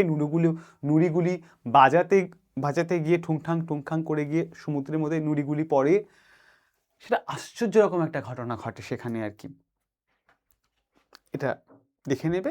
তো অমল বলে, আমি যদি পাখি হতুম তাহলে? ঠাকুরদা বলে, তাহলে একটা ভারী মুশকিল হতো, শুনলুম তুমি নাকি দইওয়ালাকে বলে রেখেছো বড় হলে তুমি দই বিক্রি করবে।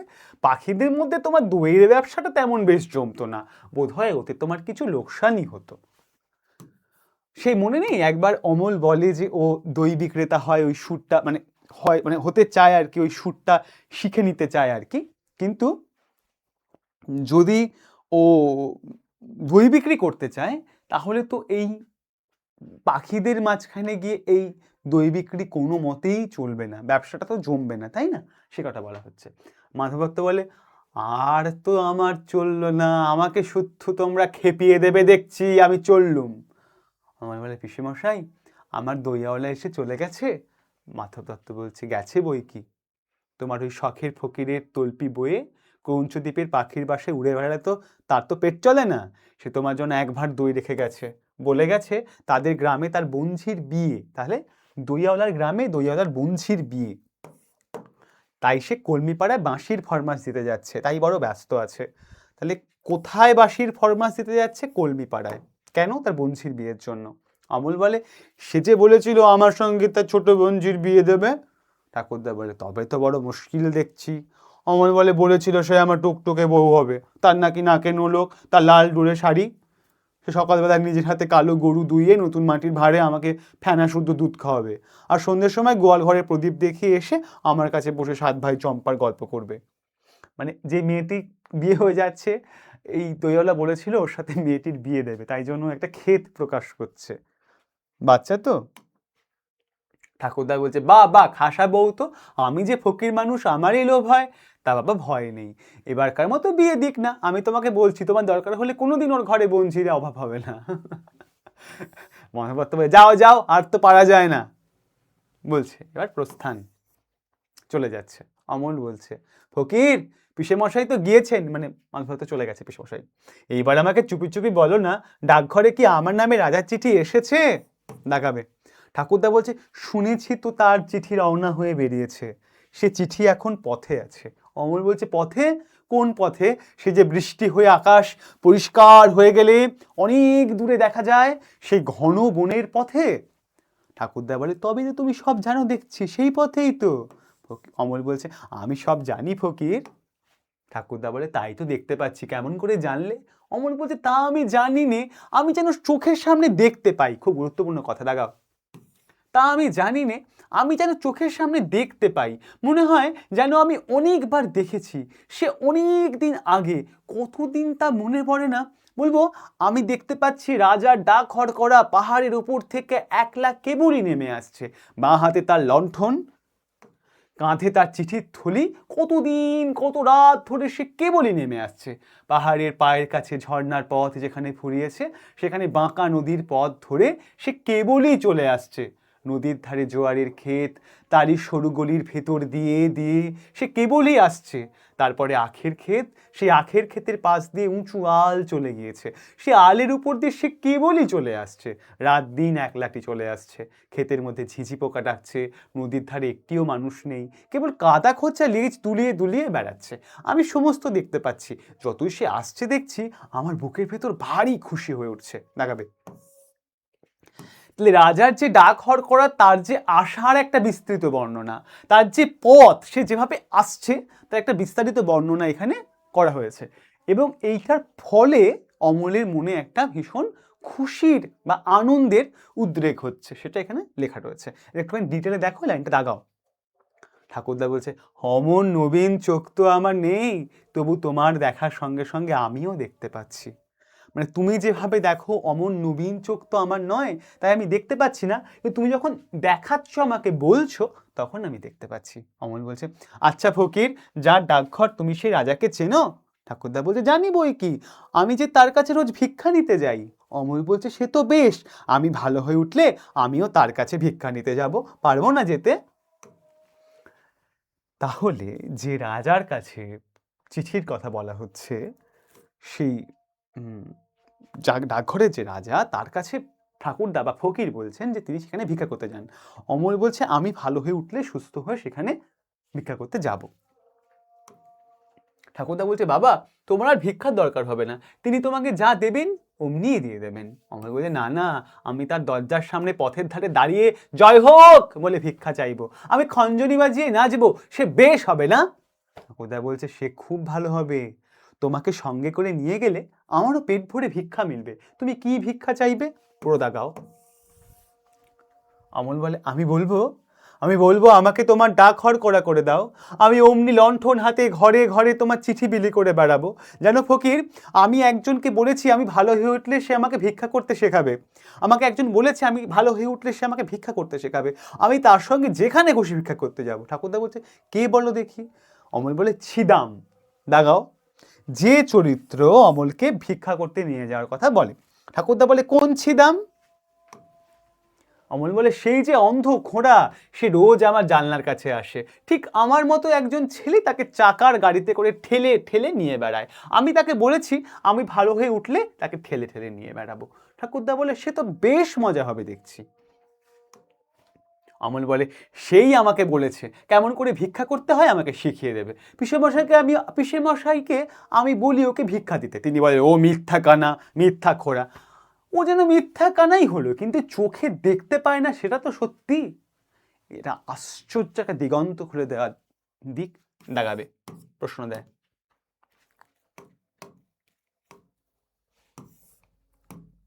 ঠাকুরদা বলে, ঠিক বলেছো বাবা, ওর মধ্যে সত্যি হচ্ছে এইটুকু যে ও চোখে দেখতে পায় না, তা ওকে কানা বলো আর নাই বলো, তাও ও ভিক্ষা পায় না, তবে তোমার কাছে বসে থাকে কি করতে? এবার সঙ্গত প্রশ্ন করছে ঠাকুরদা অমলকে যে ও তো ভিক্ষা পায় না, কিন্তু তোমার কাছে তাহলে মানে ও কোন আহ্লাদে বা কোন কারণে বা কোন কিসের জন্য তাহলে ও তোমার কাছে বসে থাকে, এই প্রশ্নটা করছে। অমল বলছে, ওকে যে আমি শোনাই কোথায় কি আছে, বেচারা দেখতে পায় না, তুমি যেসব দেশের কথা আমাকে বলো সেসব আমি ওকে শুনিয়ে দিই। তুমি সেদিন আমাকে সেই যে হালকা দেশের কথা বলেছিলে, যেখানে কোনো জিনিসের কোনো ভার নেই, সেখানে একটু লাফ দিলেই অমনি পাহাড় ডিঙিয়ে চলে যাওয়া যায়, সেই হালকা দেশের কথা শুনে ও ভারী খুশি হয়ে উঠেছিল। আচ্ছা ফকির, সে দেশে কোন দিক দিয়ে যাওয়া যায়? ঠাকুরদা বলছে, ভিতরের দিক দিয়ে সে একটা রাস্তা আছে, সে হয়তো খুঁজে পাওয়া শক্ত। এই ভিতর মানে মনের কথা বলছে, কল্পনা প্রতিভার কথা বলছে, কল্পনা দিয়ে দেখার কথা বলছে, মনের ভিতর অনুসন্ধান করতে করতে খুঁজতে খুঁজতে খুঁজতে খুঁজতে সেই পথে পৌঁছে যাওয়ার কথাই নাটকে এখানে বলা হচ্ছে। এতদূর নিয়ে তোমাদের কোনো সমস্যা? নিশ্চয়ই নয়, সমস্যার কথা নয়, কারণ প্রত্যেকটা মানুষজন অমলের কাছাকাছি আসছে এবং তাদের মধ্যে এই সংলাপগুলো গড়ে উঠছে। অমল বলছে, ও বেচারা যে অন্ধ, ও হয়তো দেখতেই পাবে না, ওকে কেবল ভিক্ষাই করে বেড়াতে হবে, তাই নিয়ে ও দুঃখ করছিল। আমি ওকে বললাম, ভিক্ষা করতে গিয়ে তুমি যে কত বেড়াতে পাও, সবাই তো সে পায় না। ঠাকুরদা বলছে, বাবা ঘরে বসে থাকলেই বা এত কিসের দুঃখ? অমল বলে, না না, দুঃখ নেই, প্রথমে যখন আমাকে ঘরের মধ্যে বসিয়ে রেখে দিয়েছিল আমার মনে হয়েছিল যেন দিন ফুরোচ্ছে না। আমাদের রাজার ডাকঘর দেখে অবধি এখন আমার রোজই ভালো লাগে, এই ঘরের মধ্যে বসে বসেই ভালো লাগে। একদিন আমার চিঠি এসে পৌঁছবে, সে কথা মনে করলে আমি খুব খুশি হয়ে চুপ করে বসে থাকতে পারি, কিন্তু রাজার চিঠিতে যে কি লেখা থাকবে তা তো আমি জানি না। ঠাকুরদা বলে, তা নাই জানলে তোমার নামটি তো লেখা থাকবে, তাহলেই হলো। মাধব দত্তের প্রবেশ, আবার মাধব দত্ত এখানে প্রবেশ করে। পিসেমশাই, মাধব দত্ত বলে, তোমরা দুজনে মিলে কি ফ্যাসাদ বাঁধিয়ে বসে আছো বলো তো? ঠাকুরদা বলে, কেন, হয়েছে কি? মাধব দত্ত বলছে, শুনেছি তোমরা নাকি রটিয়েছো, রাজা তোমাদেরই চিঠি লিখবেন বলে ডাকঘর বসিয়েছেন। ঠাকুরদা বলছে, তাতে হয়েছে কি? মাধব দত্ত বলে, আমাদের পঞ্চানন মুরুল, মানে সেই লোকটা গোলপাতা ছাতা নিয়ে আসছিল, খুব একটু বদ প্রকৃতির লোক, তিনি আমাদের পঞ্চানন মোড়ল সেই কথাটি রাজার কাছে লাগিয়ে বেনামি চিঠি লিখে দিয়েছে। ঠাকুরদা, সকল কথাই রাজার কানে ওঠে সে কি আমরা জানিনি? মাধব দত্ত, তবে সামলে চলো না কেন? রাজা বাদশার নাম করে অমন জাতা কথা মুখে আনো কেন? তোমরা যে আমাকে শুদ্ধ মুশকিলে ফেলবে। অমল বলে, ফকির, রাজা কি রাগ করবে? ঠাকুরদা বলে, অমনি বললেই হলো রাগ করবে, কেমন রাগ করে দেখি না। আমার মতো ফকির আর তোমার মতো ছেলের উপর রাগ করে সে কেমন করে রাজাগিরি ফলায় তা দেখাবে। অমল বলে, দেখো ফকির, আজ সকালবেলা থেকে আমার চোখের উপর থেকে থেকে অন্ধকার হয়ে আসছে, মনে হচ্ছে সব যেন স্বপ্ন, একেবারে চুপ করে থাকতে ইচ্ছে করছে, কথা কইতে আর ইচ্ছে করছে না। রাজার চিঠি কি আসবে না? এখনই এই ঘর যদি সব মিলিয়ে যায়, যদি। ঠাকুরদা অমলকে বাতাস করতে করতে, আসবে, চিঠি আজই আসবে। কবিরাজ প্রবেশ করে। যে কবিরাজ ওকে দেখভাল করতো নাটকের প্রথমে আমরা যার বর্ণনা পেয়েছি, কবিরাজ চোখে বলে, আজ কেমন ঠেকছে? অমল বলে, কবিরাজ মশাই, আজ খুব ভালো বোধ হচ্ছে, মনে হচ্ছে যেন সব বেদনা চলে গেছে। কবিরাজ জনান্তিকে মাধব দত্তের প্রতি বলে, ওই হাসিটি তো ভালো ঠেকছে না, ওই যে বলছে খুব ভালো বোধ হচ্ছে, ওইটাই হলো খারাপ লক্ষণ। লাগাবে। আমাদের চক্রধর দত্ত বলেছে, নাটকের শুরুতে দেখেছো যে অসংখ্য সংস্কৃত শ্লোক তুলে তুলে তুলে তুলে এই ভদ্রলোক কথা বলেন কবিরাজ মশাই, তো সেটা আবার বলতে গেছেন, তখন মাধব দত্ত বলছে, দোহাই কবিরাজ মশাই, চক্রধর দত্তের কথা রেখে দিন, এখন বলুন ব্যাপারখানা কি? কবিরাজ বলছে, বোধ হচ্ছে আর ধরে রাখা যাবে না, আমি তো নিষেধ করে গিয়েছিলাম, কিন্তু বোধ হচ্ছে বাইরের হাওয়া লেগেছে। মাথাভর্ত বলছে, না কবিরাজ মশাই, আমি ওকে খুব করেই চারিদিক থেকে আগলে সামলে রেখেছি, ওকে বাইরে যেতে দিইনি। দরজা তো প্রায় সব বন্ধ করে রাখছি, ওকে আমি বাইরে যেতে দিইনি। কবিরাজ, হঠাৎ আজ একটা কেমন হাওয়া দিয়েছে, আমি দেখে এলুম। তোমাদের সদর দরজার ভেতর দিয়ে হু হু করে হাওয়া বইছে। ওটা একেবারেই ভালো নয়। ও দরজাটা বেশ ভালো করে তালাচাবি বন্ধ করে দাও, না হয় দিন 2-3 তোমাদের এখানে লোক আনাগোনা বন্ধই থাক না। যদি কেউ এসে পড়ে, খিড়কি দরজা আছে, ওই যে জানলা দিয়ে সূর্যাস্তের আভাটা আসছে, ওটাও বন্ধ করে দাও। ওতে রোগীকে বড় জাগিয়ে রেখে দেয়, ওকে বন্ধ করে দাও। মাধব দত্ত বলছে, অমল চোখ বুজে রয়েছে, বোধহয় ঘুমোচ্ছে। ওর মুখ দেখে মনে হয় যেন কবিরাজ মশাই, যে আপনার নয় তাকে ঘরে এনে রাখলুম, তাকে ভালোবাসলুম, এখন বুঝি আর তাকে রাখতে পারবো না। কবিরাজ, ও কি, তোমার ঘরে যে মোড়ল আসছে, এ কি উৎপাত! আমি আসি ভাই, কিন্তু তুমি যাও, এখনই ভালো করে দরজাটা বন্ধ করে দাও। আমি বাড়ি গিয়ে একটা বিষ বড়ি পাঠিয়ে দিচ্ছি, সেটা খাইয়ে দেখো, যদি রাখবার হয় সেইটাতে টেনে রাখতে পারবে। তাহলে কবিরাজ শেষমেশ কি করেন, একটা বিষ বড়ি পাঠিয়ে দেওয়ার বন্দোবস্ত বা কথা এখানে বলা হয়। এইবার কি হয়, মাধব দত্ত ও কবিরাজ চলে যায়, মোড়ল প্রবেশ করে। মোড়ল ঢুকেই বলে, কিরে ছোঁড়া, সম্বোধন দেখো, কিরে ছোঁড়া, ভালো সম্বোধন নয়, কিরে ছোঁড়া। এবং এই একমাত্র ব্যক্তি যে তুই তুই করে কথা বলে অমলের সাথে, এই সম্বোধন দিয়ে একটা যে চরিত্রকে বুঝিয়ে দেন রবীন্দ্রনাথ করতে পারতেন। ঠাকুরদা বলে তাড়াতাড়ি উঠিয়া দাঁড়াইয়া, আরে আরে চুপ চুপ। অমল, না ফকির, তুমি ভাবছো আমি ঘুমোচ্ছি, আমি ঘুমোইনি, আমি সব শুনছি। আমি যেন অনেক দূরের কথাও শুনতে পাচ্ছি। আমার মনে হচ্ছে আমার মা, আমার বাবা যেন শিয়রের কাছে কথা করছেন। মাধব দত্ত প্রবেশ করে। মোড়ল বলছে, ও হে মাধব দত্ত, আজকাল তোমাদের যে খুব বড় বড় লোকের সঙ্গে সম্বন্ধ। দত্ত বলছে, বলেন কি বড় মশাই, আমার পরিহাস করবেন না, আমরা নিতান্তই সামান্য লোক। দেখাবে মোড়ল, তোমাদের এই ছেলেটি যে রাজার চিঠির জন্য অপেক্ষা করে আছে। মাধব বলছে, ও ছেলে মানুষ, ও ও পাগল, ওর কথা কি ধরতে আছে? না না না না না, এতে আর আশ্চর্য কি, তোমাদের মতো এমন যোগ্য ঘর রাজা পাবেন কোথায়? সেজন্যই দেখছো না, ঠিক তোমাদের জানলার সামনেই রাজার নতুন ডাকঘর বসেছে। ওরে ছোড়া, তোর নামে রাজার চিঠি এসেছে যে। অমূল চমকে ওঠে। সত্যি? মোড়ল, এ কি সত্যি না হয়ে যায়? তোমার সঙ্গে রাজার বন্ধুত্ব। নাগাবে পুরো ব্যঙ্গ, এটা পুরো শ্লেষ, মজা, ঠাট্টা, নিদারুণ ঠাট্টা। একটা ছেলে মৃত্যু মুখে পতিত, মানে ওই রকম সময় ওর সাথে ঠাট্টা করছে। তাহলে এই চরিত্রটা বোঝো। এখানে অক্ষর শূন্য কাগজ, কাগজের মধ্যে একটা অক্ষর নেই, পুরো সাদা কাগজটা, একদম সাদা কাগজ, কোনো অক্ষর কিচ্ছু লেখা নেই, সেই অক্ষর শূন্য কাগজটা দিয়ে দেওয়া হয়েছে। হা হা হা, এই যে তার চিঠি বলে কাগজটা দিয়ে দিয়েছে।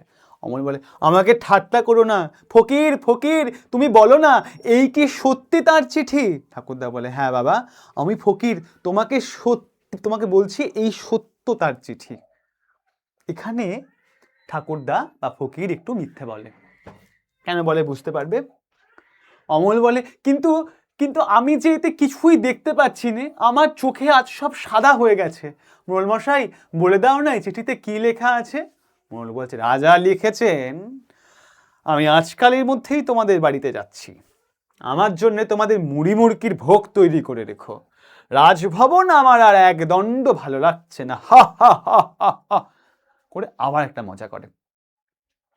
মাধব দত্ত হাত জোড় করে বলে, মোড়ল মশাই, দোহাই আপনার, এসব কথা নিয়ে পরিহাস করবেন না। ঠাকুরদা বলে, পরিহাস? কিসের পরিহাস? পরিহাস করেন এমন সাধ্য আছে ওর? পরিহাস কি করে করবেন? মাধব দত্ত বলে, আরে ঠাকুরদা, তুমিও খেপে গেলে নাকি? না গাও। ঠাকুরদা বলে, হ্যাঁ আমি খেপেছি, তাই আজ এই সাদা কাগজে অক্ষর দেখতে পাচ্ছি। রাজা লিখেছেন তিনি স্বয়ং অমলকে দেখতে আসছেন, তিনি তার রাজকবিরাজকেও সঙ্গে করে আনছেন। অমল বলছে, ফকির, ওই যে ফকির, তার বাজনা বাজছে, শুনতে পাচ্ছ না? অমল চিৎকার করে বলছে, ফকির, ওই যে ফকির, তার বাজনা বাজছে, শুনতে পাচ্ছ না? মোড়ল বলছে, হা হা হা, উনি আর একটু না খেপলে তো শুনতে পাবেন না। অমল বলছে, মোড়ল মশাই, আমি মনে করতুম তুমি আমার উপর রাগ করেছো, তুমি আমাকে ভালোবাসো না, তুমি যে সত্যি রাজার চিঠি আনবে এ আমি মনে করিনি। দাও দাও, আমাকে তোমার পায়ের ধুলো দাও। বলে অমল মোড়ল মশাইকে প্রণাম করতে যায়। এবং এখানে মজাটা দেখো, যে লোকটা সমস্ত সময় জুড়ে নাটকের একেবারে মধ্যভাগ থেকে শেষ অবধি প্রত্যেকটা মুহূর্তে প্রত্যেকটা সময় ওকে ঠাট্টা করে এসছে, মজা করে এসেছে, শ্লেষ করে এসেছে, সেই অমল মোড়ল মশাইয়ের পা ধরে প্রণাম করতে চায়, চরণ ধুলি চায়। ব্যাপারটা বোঝো কিভাবে এই ছাড়া সম্ভব নয় এই জিনিস করা। এবং ঠাকুরদা খেপেছেন, একটা মৃত্যুমুখে একটি ছেলে, তিনি তখন তো বলতে পারেন না রাজা চিঠি আসেননি, হ্যাঁ তো বলছে রাজা চিঠি এসেছে, মানে ওই ওই সাদা কাগজে অক্ষর দেখতে পাচ্ছে আর কি। ওই যে ফকির তার বাজনা শুনতে পাচ্ছ না, অমল বলছে দাও দাও তোমার পায়ের ধুলো দাও। মোড়ল মশাই বলছে না, এই ছেলেটির ভক্তি শ্রদ্ধা আছে, বুদ্ধি নেই বটে কিন্তু মনটা ভালো। যেই ওই যে খুব মানে খেসারত পছন্দ করে, তো পায়ের ধুলো যেই চেয়েছে তখন বলছে খুব ভালো অমল, এই খুব মানে কি বলবো, এই চরিত্র লোকেদের দেখা যায়। অমল বলছে এতক্ষণে 4 প্রহর হয়ে গেছে বোধ হয়, ওই যে ঢং ঢং ঢং ঢং ঢং ঢং, সন্ধ্যা তারা কি উঠেছে ফকির, আমি কেন দেখতে পাচ্ছি নে? ঠাকুরদা বলছে ওরা যে জানলা বন্ধ করে দিয়েছে, আমি খুলে দিচ্ছি। বাইরে দাঁড়িয়ে আঘাত হচ্ছে, আওয়াজ আসছে, একটা আওয়াজ, খুব একটা জোরে, একটা দরজায় একটা এরকম কড়া নাড়ার একটা এরকম একটা এবার একটা আওয়াজ শোনা যাচ্ছে। ও কি ও কে ও এ কি উৎপাত, মাধবত্ত বলছেন বাইরে, খোলো দ্বার। মাধবত্ত বলছে কে তোমরা, বাহির থেকে বলছে খোলো দ্বার। মাধবত্ত বলছে মোড়ল মশাই এ তো ডাকাত নয়। মোড়ল বলছে কে রে, আমি পঞ্চানন মোড়ল, তোদের মনে ভয় নেই নাকি? দেখো একবার, শব্দ থেমেছে, পঞ্চাননের আওয়াজ পেলে আর রক্ষে নেই, যত বড় ডাকাতি হোক না, মানে ভাব নিচ্ছে আর কি। মাধবত্ত জানলা দিয়ে মুখ বের করে বলছে, মুখ বাড়াইয়া, দ্বার যে ভেঙে ফেলেছে তাই আর কোনো শব্দ নেই, মানে সব দরজা ভেঙে দিয়ে প্রবেশ করেছে আর কি। এই দুয়ার ভেঙে দেওয়ার প্রসঙ্গ রবীন্দ্রনাথের গানে কবিতায় বারে বারে, ভেঙেছ দুয়ার এসেছো জ্যোতির্ময় তোমারই হউক জয়, বা যে রাতে মোর দুয়ারগুলি ভাঙলো ঝড়ে, বা অচলায়তন নাটকে আমরা বারে বারে দেখবো রবীন্দ্রনাথের গানে কবিতায় নাটকে বারে বারে দুয়ার বা দরজা ভেঙে পড়ে, রাজদূত প্রবেশ করে, রাজার যে দূত যে সংবাদ বহন করে রাজদূত, মহারাজ আজ রাত্রে আসবেন। মোড়ল বলে কি সর্বনাশ। অমল বলে কত রাত্রে দূত, কত রাত্রে? দূত বলে আজ 2 প্রহর রাত্রে।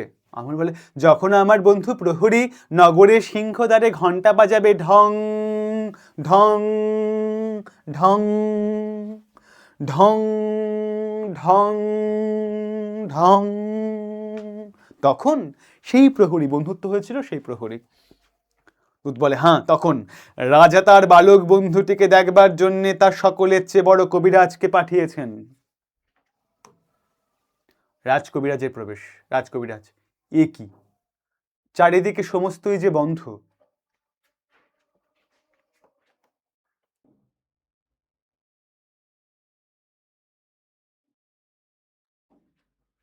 এইবারে রাজকবিরাজ প্রবেশ করে। এইবার রাজদূতের সঙ্গে কথা হচ্ছিল, এইবার আমরা দেখতে পাবো যে রাজকবিরাজ প্রবেশ করছে আর কি। রাজকবিরাজ মঞ্চে প্রবেশ করে।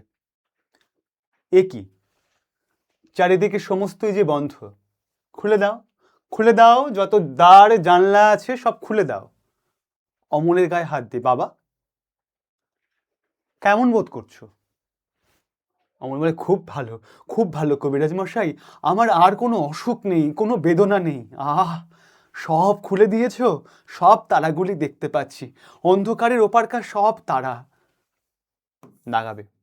রাজকবিরাজ বলে অর্ধরাত্রে যখন রাজা আসবেন তখন তুমি বিছানা ছেড়ে উঠে তার সঙ্গে বেরোতে পারবে? অমল বলে পারবো, আমি পারবো, বেরোতে পারলে আমি বাঁচি। আমি রাজাকে বলবো ওই অন্ধকার আকাশে ধ্রুব তারাটিকে দেখিয়ে দাও।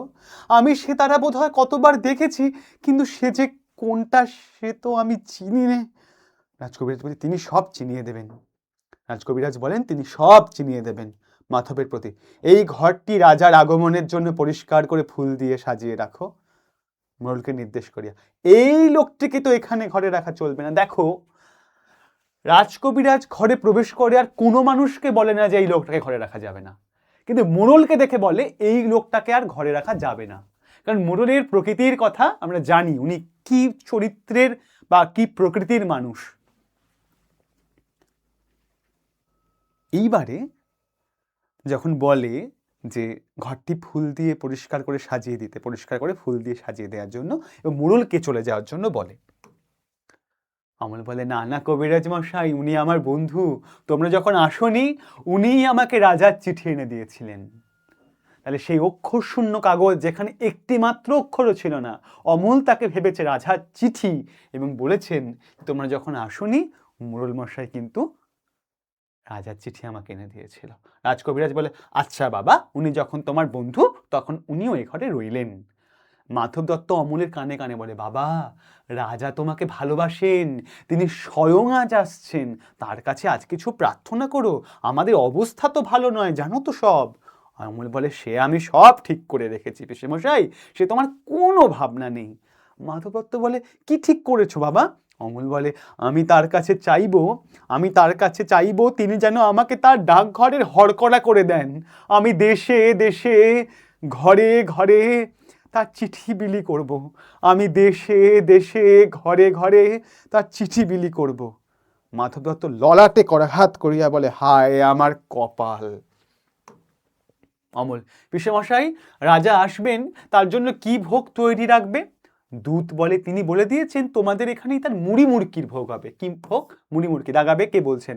অমল বলছে মুড়ি মুড়কি? মোড়ল মশাই তুমি তো আগেই বলে দিয়েছিলে রাজার সব খবরই তুমি জানো, আমরা তো কিছুই জানতাম না। মোড়ল বলে আমার বাড়িতে যদি লোক পাঠিয়ে দাও তাহলে রাজার জন্য ভালো ভালো কিছু, আবার ওই আর কি নিজেকে ভাব বাড়ানো আর কি। রাজকবিরাজ বলে কোনো দরকার নেই, এইবার এইবার তোমরা সকলে স্থির হও।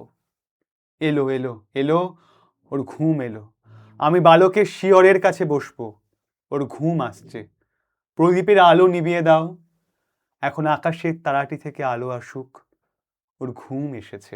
নাগাবি পুরো অংশটা। মাধবদত্ত ঠাকুরদার প্রতি, ঠাকুরদা তুমি আমার মূর্তিটির মতো হাত জোড় করে নীরব হয়ে আছো কেন? আমার কেমন ভয় হচ্ছে, এ যা দেখছি এসব কি ভালো লক্ষণ? এরা আমার ঘর অন্ধকার করে দিচ্ছে কেন? তারার আলোতে আমার কি হবে? দাগাবে। ঠাকুরদা বলে চুপ করো অবিশ্বাসী, চুপ করো অবিশ্বাসী, কথা কইও না। অমল কিন্তু চলে গেছে, অমলের দেহ প্রাণ ছেড়ে কিন্তু অমল চলে গেছে, প্রাণ ছেড়ে গেছে অমলের, অমল তো ঘুমিয়ে পড়েছে, এই চির ঘুমে চলে গেছে আর কি, সেই তারার আলোর দেশে ভেসে চলে গেছে আর কি অমল। অমল আর নেই, চির ঘুমে ঘুমিয়ে পড়েছে। সুধা প্রবেশ করে, সেই সুধা বলেছিল যে একটি ফুল দিয়ে যাবে। অমল অমল বলে ডাকতে ডাকতে সুধা প্রবেশ করে। রাজকবিরাজ বলে ও ঘুমিয়ে পড়েছে। সুধা বলে আমি যে ওর জন্য ফুল এনেছি ওর হাতে দিতে পারবো না। রাজকবিরাজ বলে আচ্ছা দাও তোমার ফুল। এইবার যেই বলে দাও তোমার ফুল, সুধা তখন বলে ও কখন জাগবে?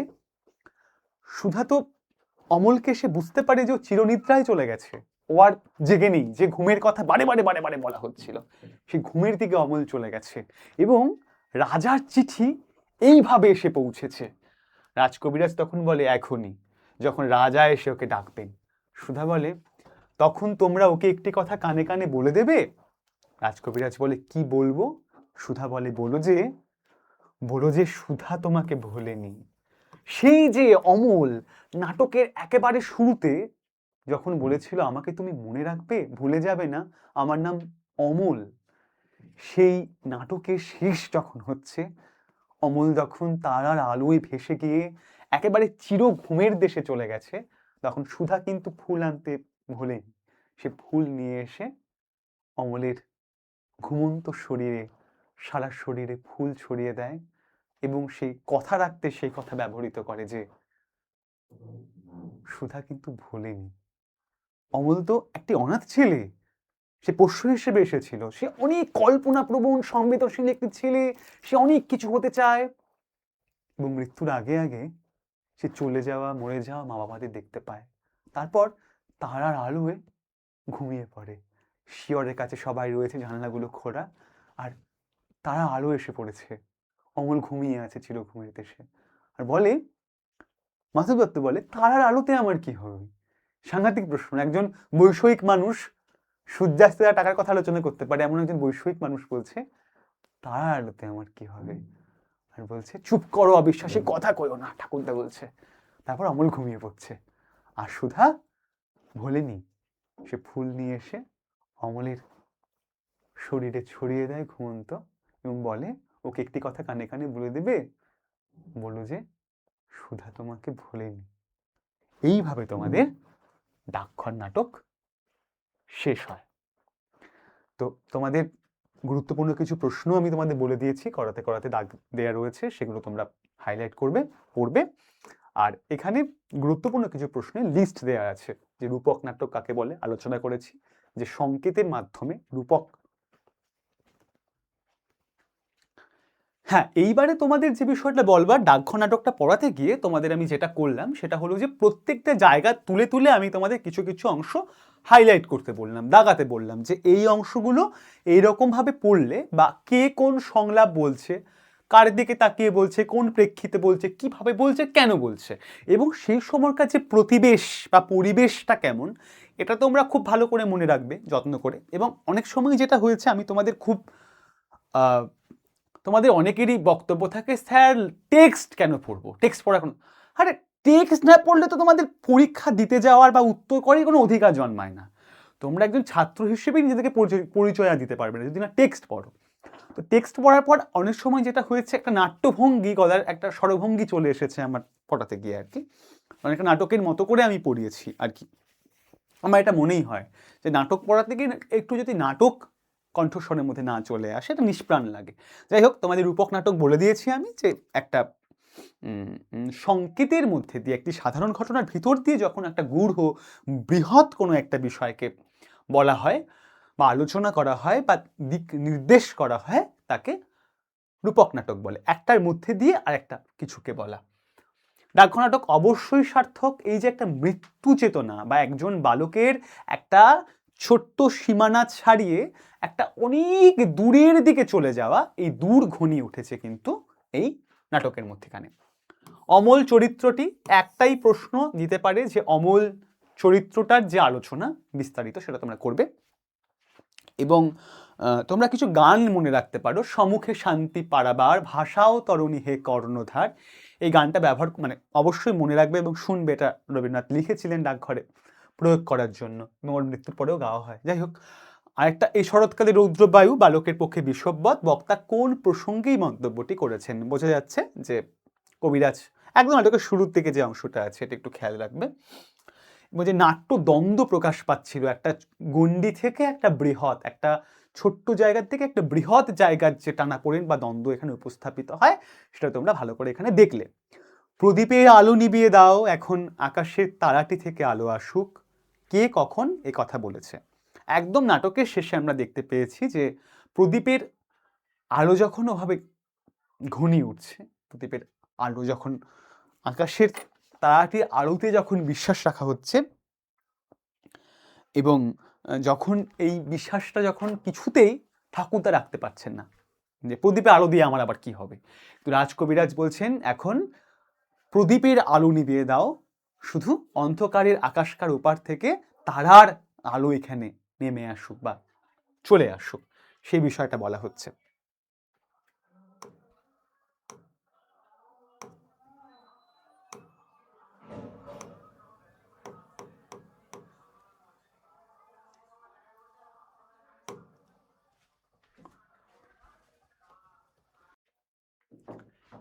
তাহলে বোঝা গেল যে শরৎকালে রোদ আর বায়ু কিভাবে বালকের পক্ষে বিষববৎ হয়ে উঠছে, অর্থাৎ তার অসুস্থতাকে আরো কিভাবে সেটা বাড়িয়ে দিচ্ছে। এটা তোমরা বুঝতে পারলে যে কি প্রসঙ্গে বা কি প্রেক্ষিতে এটা রচনা করা হয়েছে। পরের স্লাইড দেখি। আমি খেপেছি তাই আজ এই সাদা কাগজে অক্ষর দেখতে পাচ্ছি। কোন পরিপ্রেক্ষিতে বক্তা, বোঝা যাচ্ছে ফকিরের এই বা ঠাকুরদা যে ফকির বেশে যে এসেছেন, তিনি যখন ক্ষেপে উঠেছেন, মানে রেগে উঠেছেন আর কি, মানে যখন দেখছে একটা বালককে নিয়ে এরকম একটা বালকহিল্য কাজকর্ম করা হচ্ছে, কথা বলা হচ্ছে, ঠাট্টা করা হচ্ছে, সেই প্রসঙ্গে তখন ফকিরের একটা বিস্তারিত বর্ণনা দিয়ে তোমরা এটা বলবে।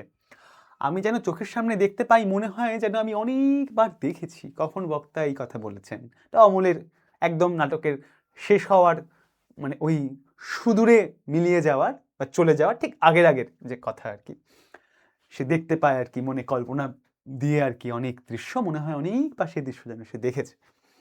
তোমরা ওই রাজার ডাকঘরে ডাক হরকরাতে চেনো? ওটা খুব, এই প্রশ্নটা তোমাদের অনেকটা টেস্টে, মানে তোমাদের টেস্টে মানে করাতে গিয়ে যখন কোর্সের ছেলে মেয়েদের যখন পড়াচ্ছি ইত্যাদি, সেখানে দেখতে পাচ্ছি যে একটা প্রশ্ন বারে বারে বারে বারে বারে বারে বারে বারে সেটা রিপিট করছে। সেটা হলো, তোমরা ওই রাজার ডাকঘরে ডাক হরকরা চেনো? বক্তার এই প্রশ্নের প্রেক্ষাপটটা বলছেন আর কি, মানে তাহলে এইখানে তোমাদের এই প্রশ্নটা চেনার একটা খুব সহজ জায়গা আছে। সেটা হলো, এখানে তোমরা বলা হচ্ছে, তুমি নয় কিন্তু, তার মানে একের অধিক, অর্থাৎ অনেকগুলো ছেলের বর্ণনা। আচ্ছা, শীঘ্রই যাতে রাজার চিঠি তোমাদের বাড়িতে আসে আমি তার বন্দোবস্ত করছি। এখানে খুব ঠাট্টা করে, খুব ব্যঙ্গাত্মে এই বিষয়টা প্রয়োগ করা হয়েছে। টেক্সটের সময় তোমাদের ডিটেলে এই ব্যাপারটাকে আলোচনা করে দেওয়া হয়েছে। সে ভারী আশ্চর্য জায়গা, 3বার দাগিয়ে দিয়েছি। এই একটা প্রশ্ন 3 রকম ভাবে আসতে পারে। সেটা কোনটা? ক্রৌঞ্চ দ্বীপ। ক্রৌঞ্চ রামায়ণে পাখির সঙ্গে যে সম্পর্ক রয়েছে, এবং পাখির একটা ডিটেল বর্ণনা রয়েছে, যে পাখিরা গান গায়, কথা বলে, সূর্যাস্ত হয়ে আসে, নদী গিয়ে সমুদ্রে ঝাঁপ দেয়। ওই প্রসঙ্গটা ক্রৌঞ্চ দ্বীপের জায়গাটা, ফকির বেশে যখন ঠাকুরদা আসে, এটাকে ডিটেলে বর্ণনা করতে হবে। আর দইয়াওয়ালার জায়গাটা, খ্যাপালোকের পরেই দইয়াওয়ালা ঢোকে, এবং দইয়াওয়ালার গ্রামের একটা খুব সুন্দর বর্ণনা। পাহাড় রয়েছে, গরু চড়ছে সেখানে, সামলি নদী সেখানে রয়েছে। এই ব্যাপারটা তোমরা একটুখানি দইওয়ালার গ্রামটা একদম হাইলাইট করে দাগিয়ে দেওয়া আছে, খেয়াল করে লিখবে। আর উপার্জনে ভারী একটা আনন্দ পাচ্ছি, একদম শুরুতে টাকা পয়সা রোজগার করে কে? পিসেমশাই মাধব দত্ত আর কিচ্ছু টাকা চেনে না, তাই উপার্জনে ছেলেটা চলে আসার পর আনন্দ পাচ্ছে। এটা হবে এই উত্তরটা। আমার ভারী ইচ্ছে করছে ওই সময়ের সঙ্গে চলে যাই। এটা কি করে তোমরা চিনবে? সময় মানে একটা ঘন্টা, আর ঘন্টা মানে প্রহরী। তাহলে কে ঘন্টা বাজায়? প্রহরী ঘন্টা বাজায়। তাহলে সময় কথাটা বললি, প্রহরীটাকে আমরা মিলিয়ে নেব। এগুলো হলো চিনতে পারার জায়গা, কেমন? এটা একটা দিক।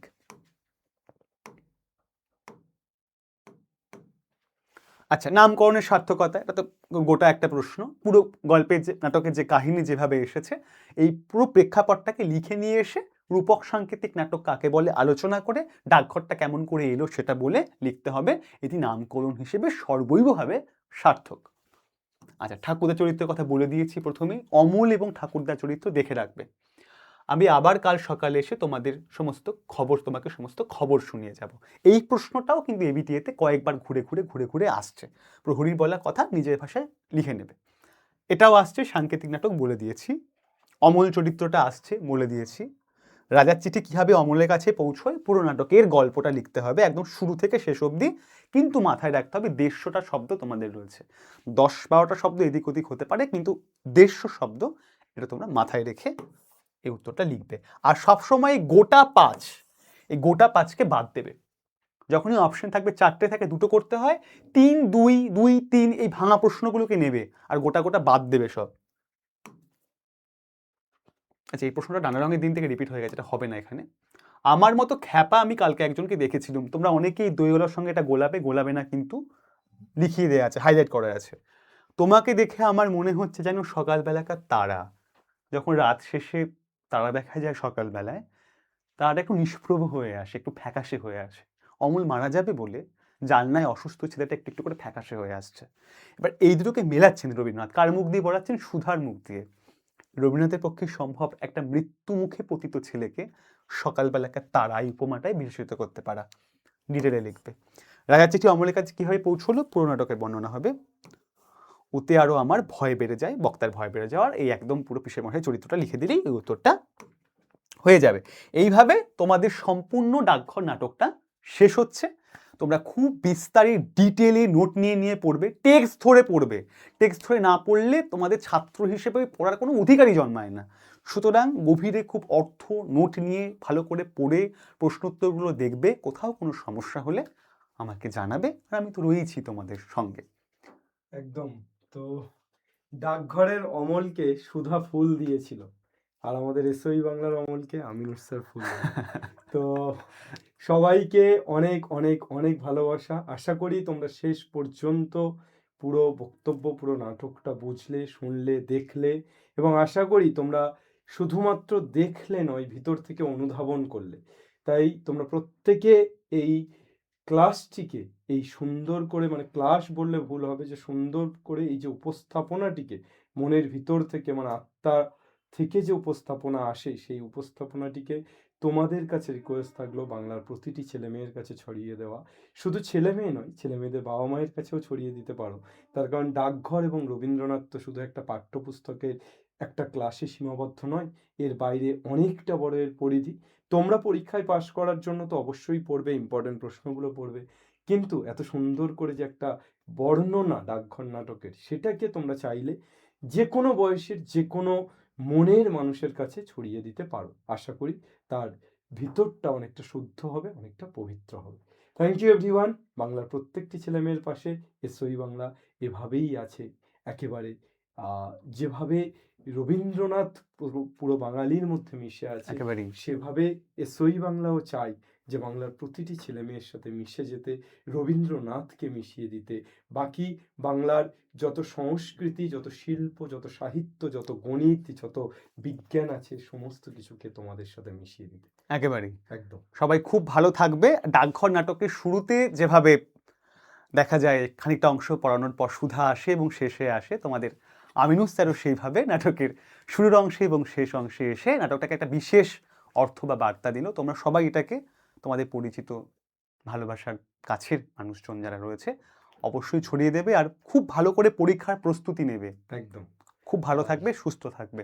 বাংলার সবচেয়ে বিশ্বস্ত চ্যানেল এসওই বাংলা, শুধু চ্যানেল একটা নয়, পুরো এসওই বাংলা পরিবারের যতগুলো চ্যানেল আছে, এসওই বাংলা 9, 10, এসওই বাংলা 11, 12, এসওই বাংলা, এসওই যেই, এই সমস্ত চ্যানেলকে সাবস্ক্রাইব করার মাধ্যমে আমাদের এই পরিবারের একটা অংশ হয়ে থাকে। থ্যাংক অবশ্যই ইউ। ভালো থেকো সবাই।